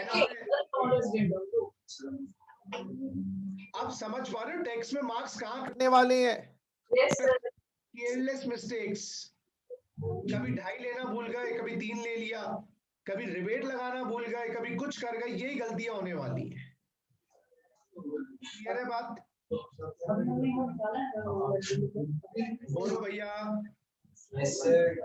चलो अच्छा बच्चों, अभी मैं क्या सोच रहा हूं, ये जो एडिशनल कंडीशंस की 2 कंडीशंस हैं, थर्ड और फोर्थ, जो अमेंडमेंट में आई हैं, ये अभी ना बताऊं, क्योंकि तुमने यही अभी जो पढ़ा है यही बड़ा कॉम्प्लिकेटेड लग रहा होगा। तो मैं क्या सोच रहा हूं, चैप्टर खत्म होने से पहले करवाऊंगा इसको, अभी नहीं कर। इतना रखो, डाइजेस्ट करो, इतना डाइजेस्ट करोगे काफी है। आइए थोड़े से इसके आज एमसीक्यूज भी करेंगे जाने से पहले, तो मुझे 10 मिनट पहले मैं इसके आज एमसीक्यूज भी करवाऊंगा, so that you can feel more confident. ठीक है, और पेपर अगर आपका सब्जेक्टिव है उसके क्वेश्चंस भी करवाऊंगा, किस प्रकार से आपको करने हैं। तो सब्जेक्टिव ऑब्जेक्टिव दोनों आज 15 मिनट के क्वेश्चन करेंगे, 15 मिनट भी और पढ़ लें। ठीक है, चलिए। अच्छा बच्चों, अब मैं आ रहा हूं, अगर देखो ब्लैंक छोड़ देना, या जगह छोड़ रखी होगी ना आपने वहां पर सारी जगह पे, तो मैं बोल रहा हूं कि अगर आपने जगह छोड़ रखी है वो अमेंडमेंट्स के लिए तो बढ़िया, नहीं तो एक पेज ब्लैंक छोड़ दो, कम से कम वहां पर फिलअप कर लेना। आ जाओ, अब मैं आ रहा हूं residential status. of HUF, Hindu undivided family, yes, easy easy काम करवाऊंगा आप, और फिर क्वेश्चन प्रैक्टिस करवाऊंगा, एमसीक्यू वाले भी और सब्जेक्टिव के भी। रेजिडेंशियल स्टेटस ऑफ HUF, आ जाओ भैया, residential status of Hindu undivided family. बेटा पर्सन की डेफिनेशन ना, पर्सन की डेफिनेशन गाइस हमने कहां पढ़ी थी? 231, 7 कैटेगरीज थी पर्सन में, 7 कैटेगरीज थी, yes, individual, HUF, firm, company, AOP BOI, local authority, yes guys, और AJP। और आपको जान के ये प्रसन्नता होगी, आपको जान के ये प्रसन्नता होगी कि रेजिडेंशियल स्टेटस हर पर्सन का निकाला जाता है। इंडिविजुअल का स्टेटस है 61 प्लस 61A, अभी वो 1A बताया नहीं है, 66। HUF का है 61 प्लस 62, सॉरी 62 और 66, यस। वैसे यहां पर भी 61A डाल सकते हो, यस, 61A प्लस 66। फर्म का 62, कंपनी का 63, AOP का BOI का 62, लोकल अथॉरिटी का 64, AGP का 64। ये सेक्शंस लिख लो। तो निम्नलिखित सेक्शंस में इंडिविजुअल का इसमें है, HUF का इसमें है, फर्म का 62 में है, कंपनी का 63 में है, AOP BOI का 62 में है, लोकल अथॉरिटी का गाइस 64 में है लोकल अथॉरिटी, और AJP का 64 में है। तो मैं अब आपको रेजिडेंशियल स्टेटस ऑफ HUF करवा रहा हूं। HUF जो यानी कि आपका मोटा मोटा, यस, 62 61A प्लस 66 में है। अच्छा 61 अमेंडमेंट है, ये तो अभी हम इग्नोर ही मारेंगे। अभी तो ये 61A जो है ना, ये तो फाइनेंस एक्ट में आया है, मैंने जानबूझ के नहीं बताया क्योंकि अभी आप एग्जिस्टिंग चीजें तो समझो। चलो अब मैं HUF का स्टेटस निकाल सर। HUF को क्यों निकालना है बाबा? रेजिडेंशियल स्टेटस निकालने के पीछे ये पता लगाना है क्या आपकी विदेश की इनकम इंडिया में टैक्सेबल होगी नहीं होगी। हाँ, तो HUF है, सेपरेट एंटिटी है। याद करो, कोई कोचिंग इंस्टीट्यूट खोल रहा है, मैंने बताया HUF के नाम से खोल ले, लेकिन HUF की हो सकता है विदेश से भी कोई इनकम आ रही हो, HUF भी कोई विदेश में एक्टिविटी करता हो, उसकी इनकम बाहर से भी आ रही है। अब मुद्दा ये आ रहा है क्या HUF की विदेश की इनकम इंडिया में टैक्सेबल होगी नहीं होगी? HUF की विदेश की इनकम इंडिया में टैक्सेबल होगी नहीं होगी? ये भी चीज हमें पढ़नी पड़ेगी। यस गाइस, क्या HUF की विदेश की इनकम इंडिया में टैक्सेबल होगी या नहीं होगी, हमें ये भी पढ़नी पड़ेगी। यस, तो इसलिए मैं आपको अब समझा रहा हूं रेजिडेंशियल स्टेटस ऑफ HUF। अब बाबा 62 क्या कहता है? HUF को दो हिस्सों में डिवाइड करिएगा, रेजिडेंट या नॉन रेजिडेंट। बहुत सिंपल, बहुत सिंपल। यस, सबसे मुश्किल इंडिविजुअल का था, अब आपका काम सरल हो गया। HUF में लिखा जी, HUF को रेजिडेंट बोला जाएगा any part, yes guys, any part of control management of its affairs is situated in India during previous year. Yes guys, any part of control management of its affairs situated in India during previous year. लिख लो। और non resident का no part of control and management of its affairs is situated, yes guys, is situated in India during previous year. HUF को resident माना जाएगा for assessment year 21-22 या non resident माना जाएगा assessment year 21-22 के लिए during previous year 2021, previous year 2021। लिखो भाई, लिखो तो सही। जब तो समझ आएगा, या तो HUF रेजिडेंट मानी जाएगी या HUF नॉन रेजिडेंट मानी जाएगी। कब मानी जाएगी सर?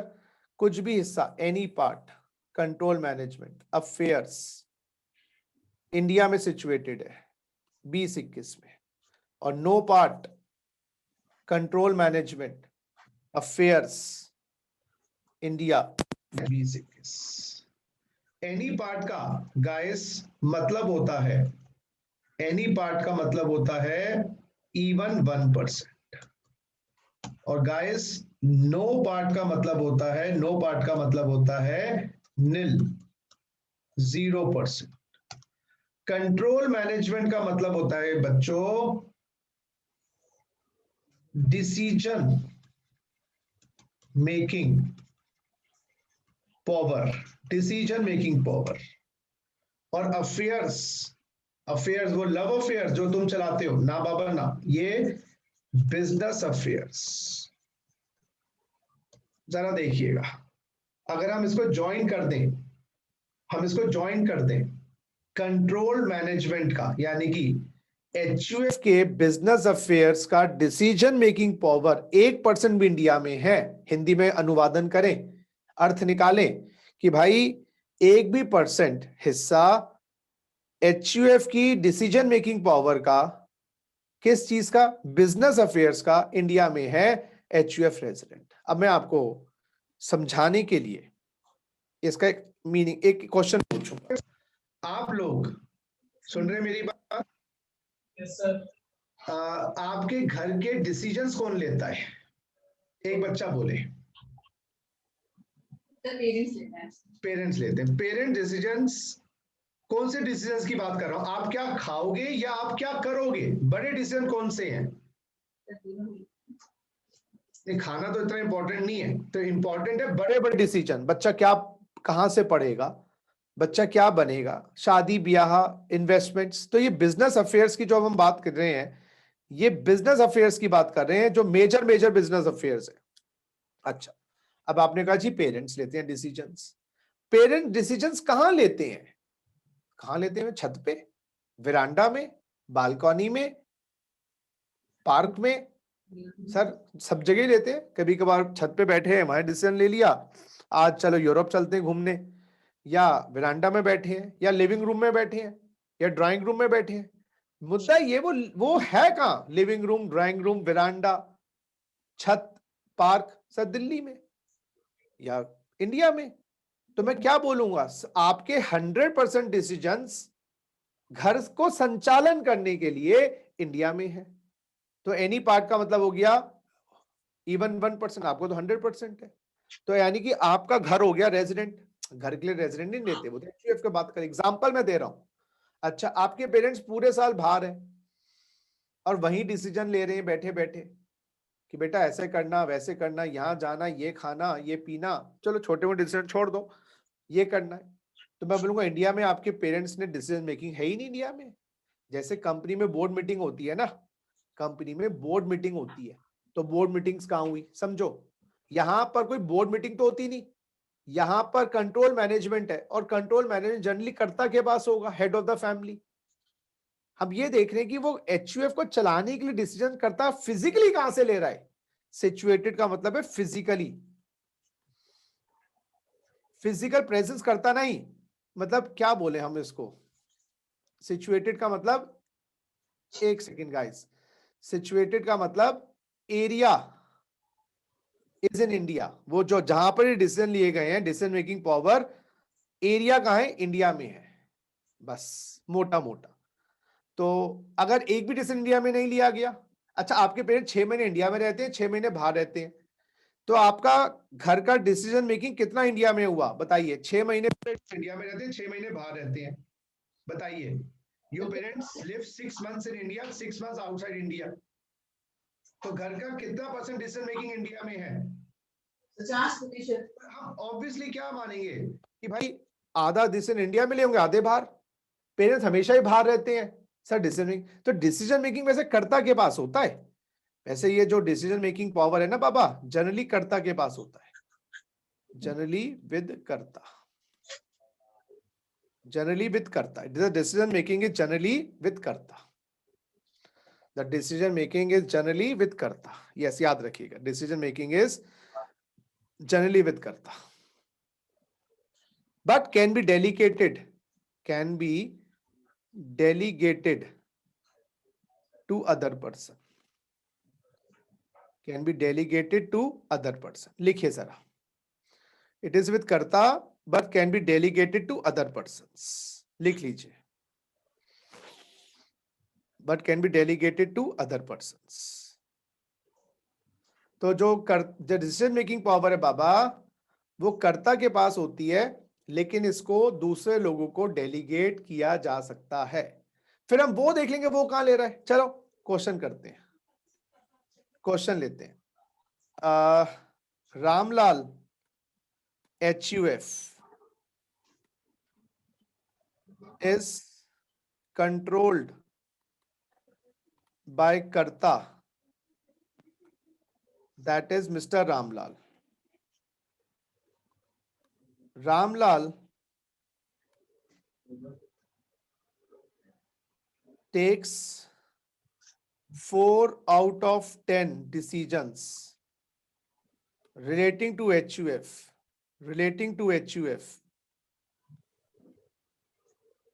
from India. बताइए क्या HUF 62 के माध्यम से रेजिडेंट है नॉन रेजिडेंट है. सर रेजिडेंट है. रेजिडेंट है. क्यों कितना परसेंट डिसीजन इंडिया में है? 40% control management from India. Therefore HUF is resident. कितना सरल है देखो. Resident under 62 for assessment year, yes, 21-22. 40% control management from India. HUF is resident under 62 for assessment 21-22. दूसरा question guys. Question number 2. Assume only one decision in India out of 10. बताइए जरा. बताइए. बहुत बढ़िया. 10% control management from India. 10% control management from India. एक second guys, एक second जी. 10% control management from India. एक second guys.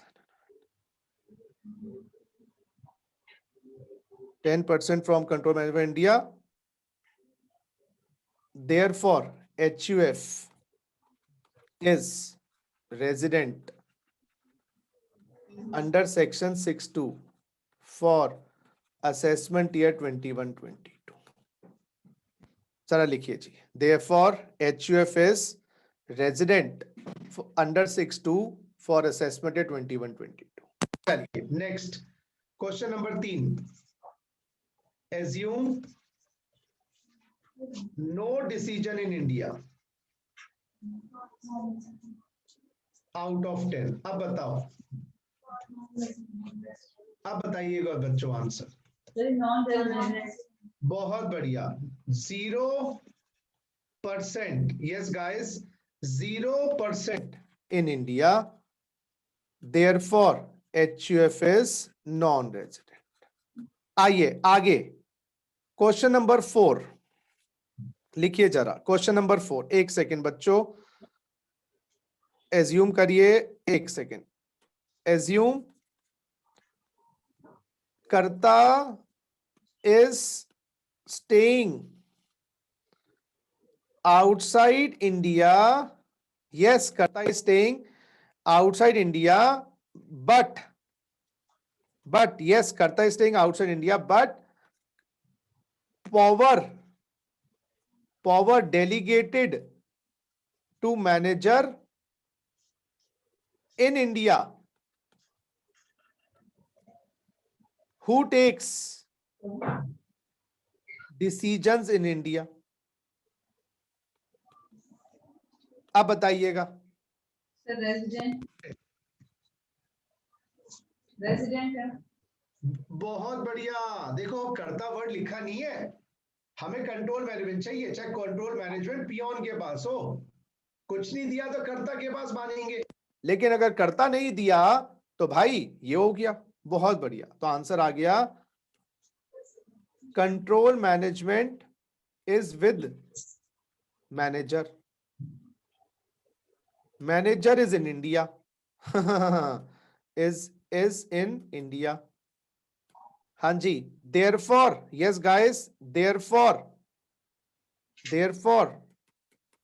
control management is in India.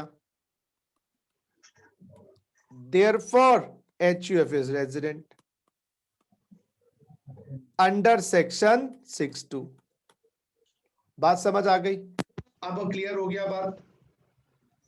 Sir अगर इंडियन मतलब एचयूएफ इंडिया की है और कर्ता बाहर रहता है, सारे डिसीजन वही लेता है, फिर तो डिसीजन बाहर लेता है तो एचयूएफ बनी कहां पर है वो इंपॉर्टेंट नहीं है, बना कहां पर है वो इंपॉर्टेंट नहीं है, वो नॉन रेजिडेंट बन जाएगी एचयूएफ। हम बेसिकली कंट्रोल मैनेजमेंट से एचयूएफ को रंग रूप देंगे। आप पैदा इंडिया में हुए हो लेकिन आप रहते बाहर हो तो आप नॉन रेजिडेंट कहलाते हो। तो एचयूएफ इंडिया में बनी है लेकिन कर्ता बाहर है, कंट्रोल मैनेजमेंट बाहर है, तो इंडिया में होने के बाद भी जब तुम लोग यहाँ पर हो मन तो तुम्हारा लगता नहीं है, बात बेकार हो गई। वही अगर आप एचयूएफ बनी तो इंडिया में है लेकिन कंट्रोल मैनेजमेंट इंडिया में नहीं है तो नॉन रेजिडेंट मानेंगे। ठीक है, लास्ट टॉपिक। अब सुनो, अब एचयूएफ रेजिडेंट बन गई, सुनो यहां पर हमने कर लिया। अब फर्दर चेक करेंगे क्या हमारे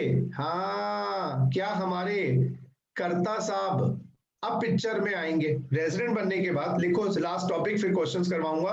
लास्ट टॉपिक लिखो, वंस लिखो भैया, once HUF becomes resident, further check whether HUF, वही वाली बात, is ROR RNOR। अपना बच्चा में दो हिस्से, वही वाली बात कि HUF is ROR RNOR। yes guys, ROR RNOR। तो फर्दर चेक करेंगे हमारी HUF ROR है RNOR है।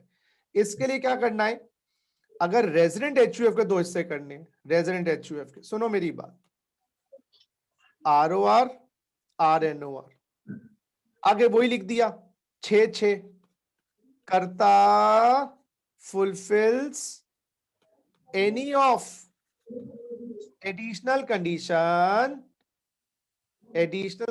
under 6(6) और कर्ता, अब पिक्चर में आया कर्ता।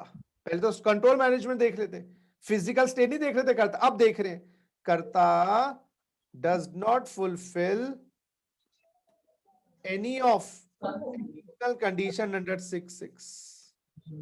तो हमारे कर्ता साहब अगर एडिशनल कंडीशन पूरी कर दे 6(6) की, अभी तो दो ही पड़ी है, फर्स्ट एडिशनल 730 दिन से कम या 9 NR, तो HUF भी RNOR। अच्छा, तो HUF एक बार रेजिडेंट बन गई, फिर देखेंगे कर्ता क्या 6 में आया है तो HUF भी RNOR, और कर्ता 6 में नहीं आया HUF ROR। सर समझाओ एक क्वेश्चन करवा के, थ्योरी कॉपी करो, लास्ट टॉपिक, फिर आपकी क्वेश्चंस प्रैक्टिस करवाऊंगा। अब देखना, HUF is partly controlled from India during previous year 2021. Karta fulfills first additional condition under 6(6). अब आप मेरे बच्चों ये बता दो हमारी HUF का स्टेटस क्या होगा। रेजिडेंट है, बिल्कुल सही, 6(2) के माध्यम से तो HUF रेजिडेंट तो बन गई, और कर्ता क्या एडिशनल कंडीशन पूरी कर रहा है। यस सर, तो फिर 6 में हमारी HUF क्या बन गई, रेजिडेंट HUF।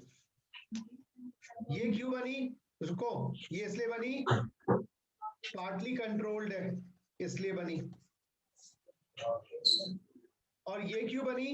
क्योंकि कर्ता 6 फर्स्ट एडिशनल कंडीशन पूरी कर रहा है। तो हमारी एचयूएफ बन गई RNOR। इससे क्या फायदा होगा बताओ? इससे फायदा क्या होगा एचयूएफ को? जल्दी बताओ। RNOR होने से फॉरेन इनकम इंडिया में टैक्सेबल नहीं होंगी, और टैक्स में इंसेंटिव जो होते हैं वो अलाउड हो जाएंगे। लेकिन वैसे भी मैं बता दूं, RNOR को 87A, HUF को 87A तो मिलता ही नहीं है। 87A not allowed to HUF, वो तो मिलता ही नहीं है, नॉट अलाउड टू HUF। तो टैक्स में इंसेंटिव तो वैसे भी क्या लेगा, 87A है ही नहीं। हायर एग्जेम्पशन लिमिट्स मिलती है HUF को? हायर एग्जेम्पशन लिमिट्स मिलती है HUF को? नहीं, नॉट अलाउड टू HUF। लेकिन क्या शिफ्टिंग का बेनिफिट मिलता है HUF को? शिफ्टिंग का वो मिल जाएगा। तो बेसिकली बेटा मेरी बात समझ लो, बड़ा ध्यान समझ लो, बड़ी कॉम्प्लिकेटेड चीज है, आसान तो नहीं है, मैं तो पहले बता दूं। इसलिए अपने आप को तैयार करना पड़ेगा आपको। ये इतनी आसान नहीं जितनी दिख रही है तो ये मुश्किल चीज है। लेकिन गवर्नमेंट क्या कहती है, 87A not allowed to HUF, वो तो वैसे ही नहीं मिलती। तो RNOR क्या करेगा, ROR क्या करेगा? हायर एग्जेम्पशन लिमिट मिलती नहीं है HUF को। हाँ, शिफ्टिंग मिल जाएगी अगर तुम RNOR हो। Tax incentives allowed of residents, जो रेजिडेंट के टैक्स इंसेंटिव्स हैं वो तुम ले सकते हो, RNOR वाला। ये उसकी ये उसके दोनों ही प्यार हो गए। RNOR का लव लव मिल गया सरकार को, लव ये भी मिला, लव 1 और लव 2। तो RNOR को गवर्नमेंट 2 लव देती है, फॉरेन इनकम टैक्सेबल भी नहीं होगी, टैक्स इंसेंटिव भी मिलेगा। इसी क्वेश्चन में एज्यूम करो कर्ता does not fulfill any of additional condition under 6(6). अब आप मुजवानी बता दो बस, अब मैं पूरा सॉल्व नहीं करूंगा। कर्ता एडिशनल कंडीशन पूरी नहीं कर रहा, रेजिडेंट होगा ऑर्डिनरी RORHUF, और टैक्स पे और ऑब्वियसली टोटल इनकम ग्लोबल होंगी, और टैक्स में तो आपको इंसेंटिव्स अलाउड होंगे जो भी मिलते हैं, इंसेंटिव्स ऑफ HUF। समझने की कोशिश करिएगा, रटना नहीं है कुछ भी, लॉजिक। एक क्वेश्चन और करवाता हूं जाने से पहले, फिर क्वेश्चंस प्रैक्टिस करवाने ना आपके। एक क्वेश्चन और, HUF is partly controlled, HUF is partly controlled from India, सुनो, partly controlled from India, plus सुनो partly controlled from India, plus कर्ता is ROR। HUF का स्टेटस बता दो, खुश हो जाएगा मन। HUF का स्टेटस बता दो सर। और एक सेकंड, HUF का स्टेटस ऑर्डिनरी रेजिडेंट। बहुत बढ़िया, क्योंकि पार्टली कंट्रोल्ड है, R तो हो गया, और कर्ता OR है तो HUF भी OR बन जाएगी, RORHUF। क्योंकि ROR है ना कर्ता खुद, तो यानी कि एडिशनल कंडीशन पूरी नहीं कर रहा, और एडिशनल कंडीशन पूरी नहीं करी तो HUF भी ROR। ये बात कुछ पल्ले पड़ी थोड़ी थोड़ी। चलो अब मैं आपको ना क्वेश्चंस प्रैक्टिस करवा रहा हूं। एक बार आइए मेरे साथ। MCQ के क्वेश्चंस आएंगे, जो बच्चे CS दे रहे हैं उनके लिए, एक सेकंड गाइस, और जो बच्चे CMA के हैं उनके लिए भी, दोनों के लिए मैं आपको कैसे काम करना है थोड़ा सा आपको बताऊंगा, जब भी आप करोगे, क्योंकि आजकल के बच्चे ऐसे हैं, बताना पड़ता है। पहले हम तो खुद ही कर लेते थे, टीचर नहीं भी बोलता था, लेकिन अभी छोटे छोटे बेबीज हो ना तुम मेरे, अरे बच्चा छोटा छोटा सा, अच्छा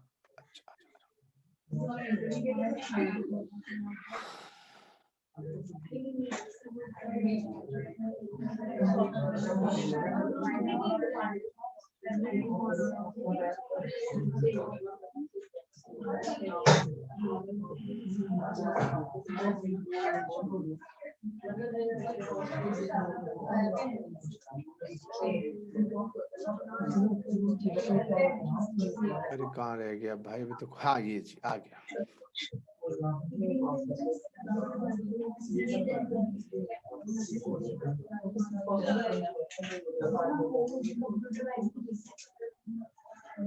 हाँ जी गाइस एक बार दोबारा देख, ठीक है, एमसीक्यू दिखाई दे रहे हैं आपको स्क्रीन पर।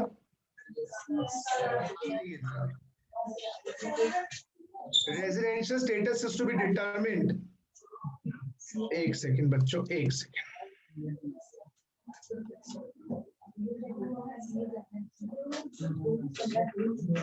एक सेकंड बच्चों, बताइए। Residential status to be determined for previous year calendar year succeeding none of the above.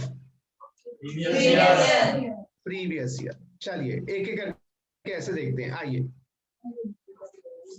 Amongst the following, which is the basic condition to identify the residential status of the individual? For 182 days during the year, person must be in India for less than 60 days during the year, 9 out of 10 previous years, all of these. पढ़ो पढ़ो पहले, हाँ पढ़ो।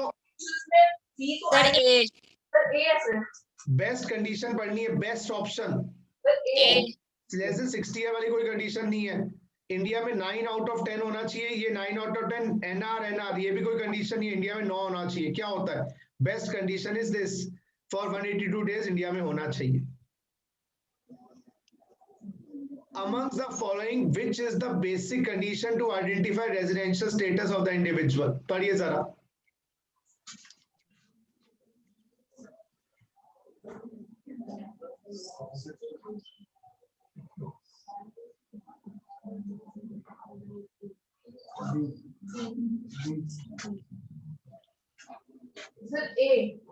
बहुत, हाँ B 60 days होना चाहिए और 365 दिन। लेस देन 180 डेज वाली तो कोई कंडीशन है ही नहीं। Which is the basic condition to identify residential status? 180 days से कम वाली तो है ही नहीं।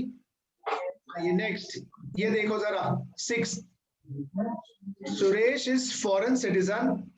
Father was born in Delhi in 51, father Delhi 51, mother England 50। अभी अनडिवाइड इंडिया में पैदा कोई नहीं हुआ, ग्रैंडफादर दिल्ली में पैदा हुए हैं, तो ये पीआईओ हो गया, PIO. Suresh visited India to see Taj Mahal, he came to India on 1 November 20 for 200 दिन। बहुत अच्छा क्वेश्चन है। He has never come to India before. Residential status 21-22 का। Sir B.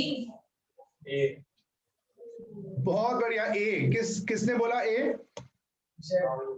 Rahul, very good. Why? Because 200 दिन ना एक साल में नहीं हुए बाबा, ये 200 दिन जो हुए हैं ना, नवंबर 20 को आया है, ये 2 सालों में 200 दिन आ रहे हैं। एक साल में 200 हो जाता तो मैं इसको एनओआर बना देता, रेजिडेंट बन जाता और 730 दिन से कम हो जाता। लेकिन बाबा फर्स्ट बेसिक पूरी नहीं हुई। पहले लगाओ फर्स्ट बेसिक, पहले निकालो करंट ईयर का स्टे। कभी मार नहीं खाओगे करंट ईयर का स्टे। तो बेटा नवंबर 20 में आया, नवंबर दिसंबर जनवरी फरवरी मार्च, 150 दिन है अप्रोक्स। फर्स्ट बेसिक भी नहीं लगा, सेकंड बेसिक भी नहीं लगी, एनआर बन गया ना। ये ऐसे करना है आपको। आइए जरा ये देखो जरा, Indian citizen living in Delhi 80, ठीक है, left for Japan 1 July 19 for employment. He came back to India on 1 January 21 on a visit and stayed for 4 months। I think वही वाली बात है, इंडिया विजिट के लिए आया है, इंडिया विजिट के लिए आया है, तो ये एक्सप्लेनेशन में आ जाएगा। 60 डेज 182 डेज हो जाएंगे, वो हुए नहीं है तो NR. Rahul software engineer India छोड़ के चला गया 10 अगस्त 20 को अपनी वाइफ का ट्रीटमेंट के लिए। अब बताओ रेजिडेंशियल स्टेटस इसका 10वें का बताओ। रेजिडेंट। बहुत बढ़िया, रेजिडेंट। क्योंकि ये रेजिडेंट होगा, क्योंकि 10 अगस्त को ट्रीटमेंट के लिए, ट्रीटमेंट में एक्सप्लेनेशन लागू नहीं होती। ये तो हमारा हो गया, ये देखना जरा, ये 13th करना, बड़ा अच्छा क्वेश्चन है। बहुत अच्छा क्वेश्चन है। Residential status of miss Riya, person of Indian origin, visiting India 100 days every year since last 10 years, बताइए।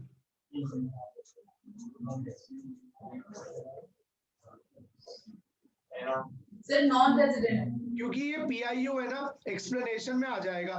60 दिन बन जाएंगे 182 दिन, वो हुए नहीं। देखो कोई मुश्किल ही नहीं है यार, वो आपको क्लास में पढ़ना है बस। तो अभी कुछ क्वेश्चंस जो जो मैं करवा रहा हूँ, प्रैक्टिस ये नहीं करना, 15th वाला प्रैक्टिस मत करना, बाकी सारे कर लेना। 15th वाला नहीं, मैं बता दूं जो जो आपको नहीं करने, मैं बाकी तो 19 तक सारे करने हैं। ये नहीं करना, 15 नहीं करना, 18 नहीं करना, 19 तक सारे करना, 2 छोड़ देना। HUF के सारे करना, 20 से लेकर HUF के, मैं बता दूं 20 से लेकर 29 तक, तो 2 MCQ छोड़ के सारे MCQ करना। चलिए अब मैं आपको सब्जेक्टिव क्वेश्चंस कैसे करने वो बता दूं, जो बच्चे CMA के हैं।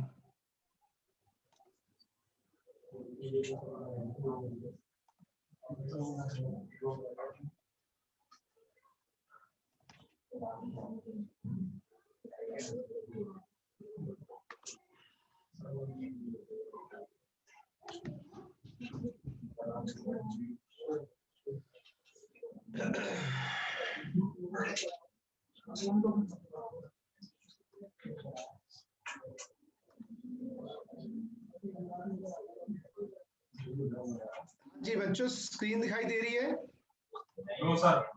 नहीं दिखाई दे रही? सर दिखाई तो दे रही है नालायक, झूठा।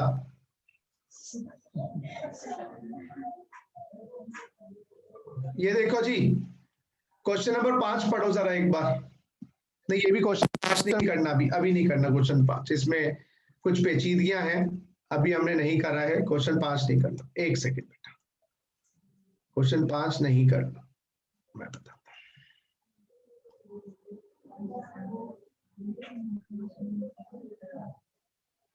क्वेश्चन 6 भी नहीं, अभी नहीं होगा, क्वेश्चन 6 भी नहीं होगा क्योंकि अमेंडमेंट का बात है। हाँ जी, ये देखना जरा, क्वेश्चन नंबर 7। जो बच्चे सब्जेक्टिव दे रहे हैं, क्वेश्चन नंबर 7 देखिए मेरी किताब का। Mister Goyal, citizen of India, left India on 6/6/2006 for employment abroad. 6/6/2006 को चले गए नौकरी के सिलसिले में। 17-18 तक इंडिया में नहीं आए। 18-19 में और 19-20 में 145 दिन और 195 दिन आए। अच्छा, 18-19 में और 19-20 में, और 20-21 में 7/4 को आया, 7/4 को, और 30/11 को चला गया, 30/11 को चला गया।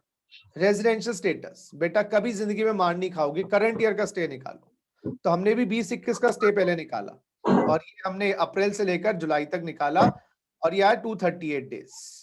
तो फर्स्ट बेसिक लगाई सर, पूरी हो गई, रेजिडेंट तो बन गया। अब हम लगाएंगे फर्स्ट AC।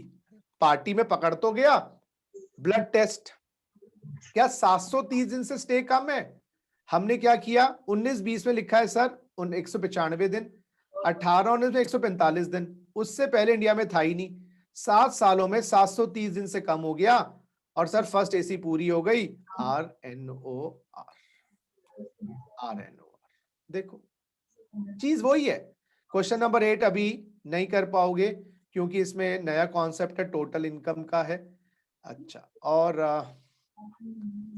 ये कर सकते हैं, क्वेश्चन 9 होमवर्क के लिए है, करिएगा क्वेश्चन 9 बस। बाकी अभी क्योंकि नया कॉन्सेप्ट्स हैं, कुछ क्वेश्चंस आप जब प्रैक्टिस कर पाओगे जब मैं आपको ये कॉन्सेप्ट समझा दूं अमेंडमेंट, क्योंकि उसमें थोड़ा सा नहीं। चलिए, तो बस जी इतना काफी है आप लोगों के लिए। और 4 बातें मैं बता दूं आपको नंबर लाने के लिए। एक, class questions, my book questions, study mat questions. देखो class question, my book question तो मोरलेस हम कवर कर ही लेते हैं। स्टडी मैट के क्वेश्चंस आप खुद प्रैक्टिस करना स्टार्ट करें, थ्योरी नहीं देखनी, क्वेश्चंस ये आपको क्लासेस के दौरान करना है।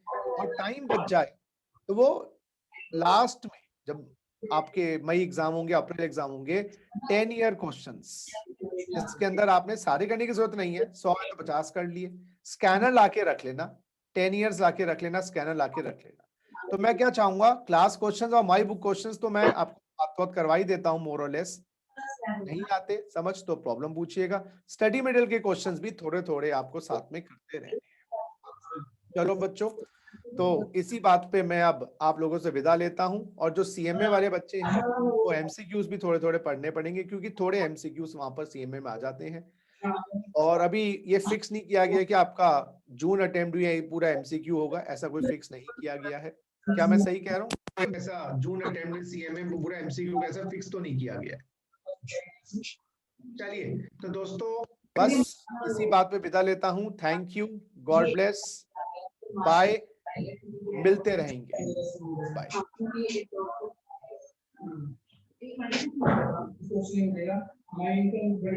चलो जी, बाय बाय।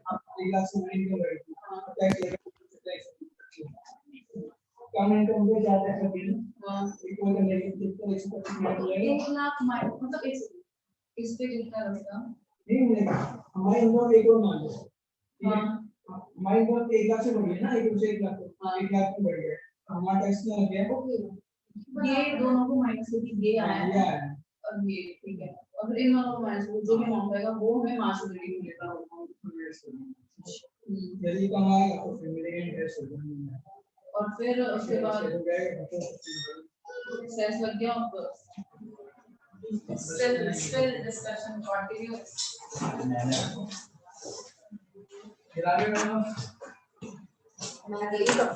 रूम चेंज होता है बस। अब किसी क्लास में सोमे टेस्ट देख लिया, गलती में सीख गई।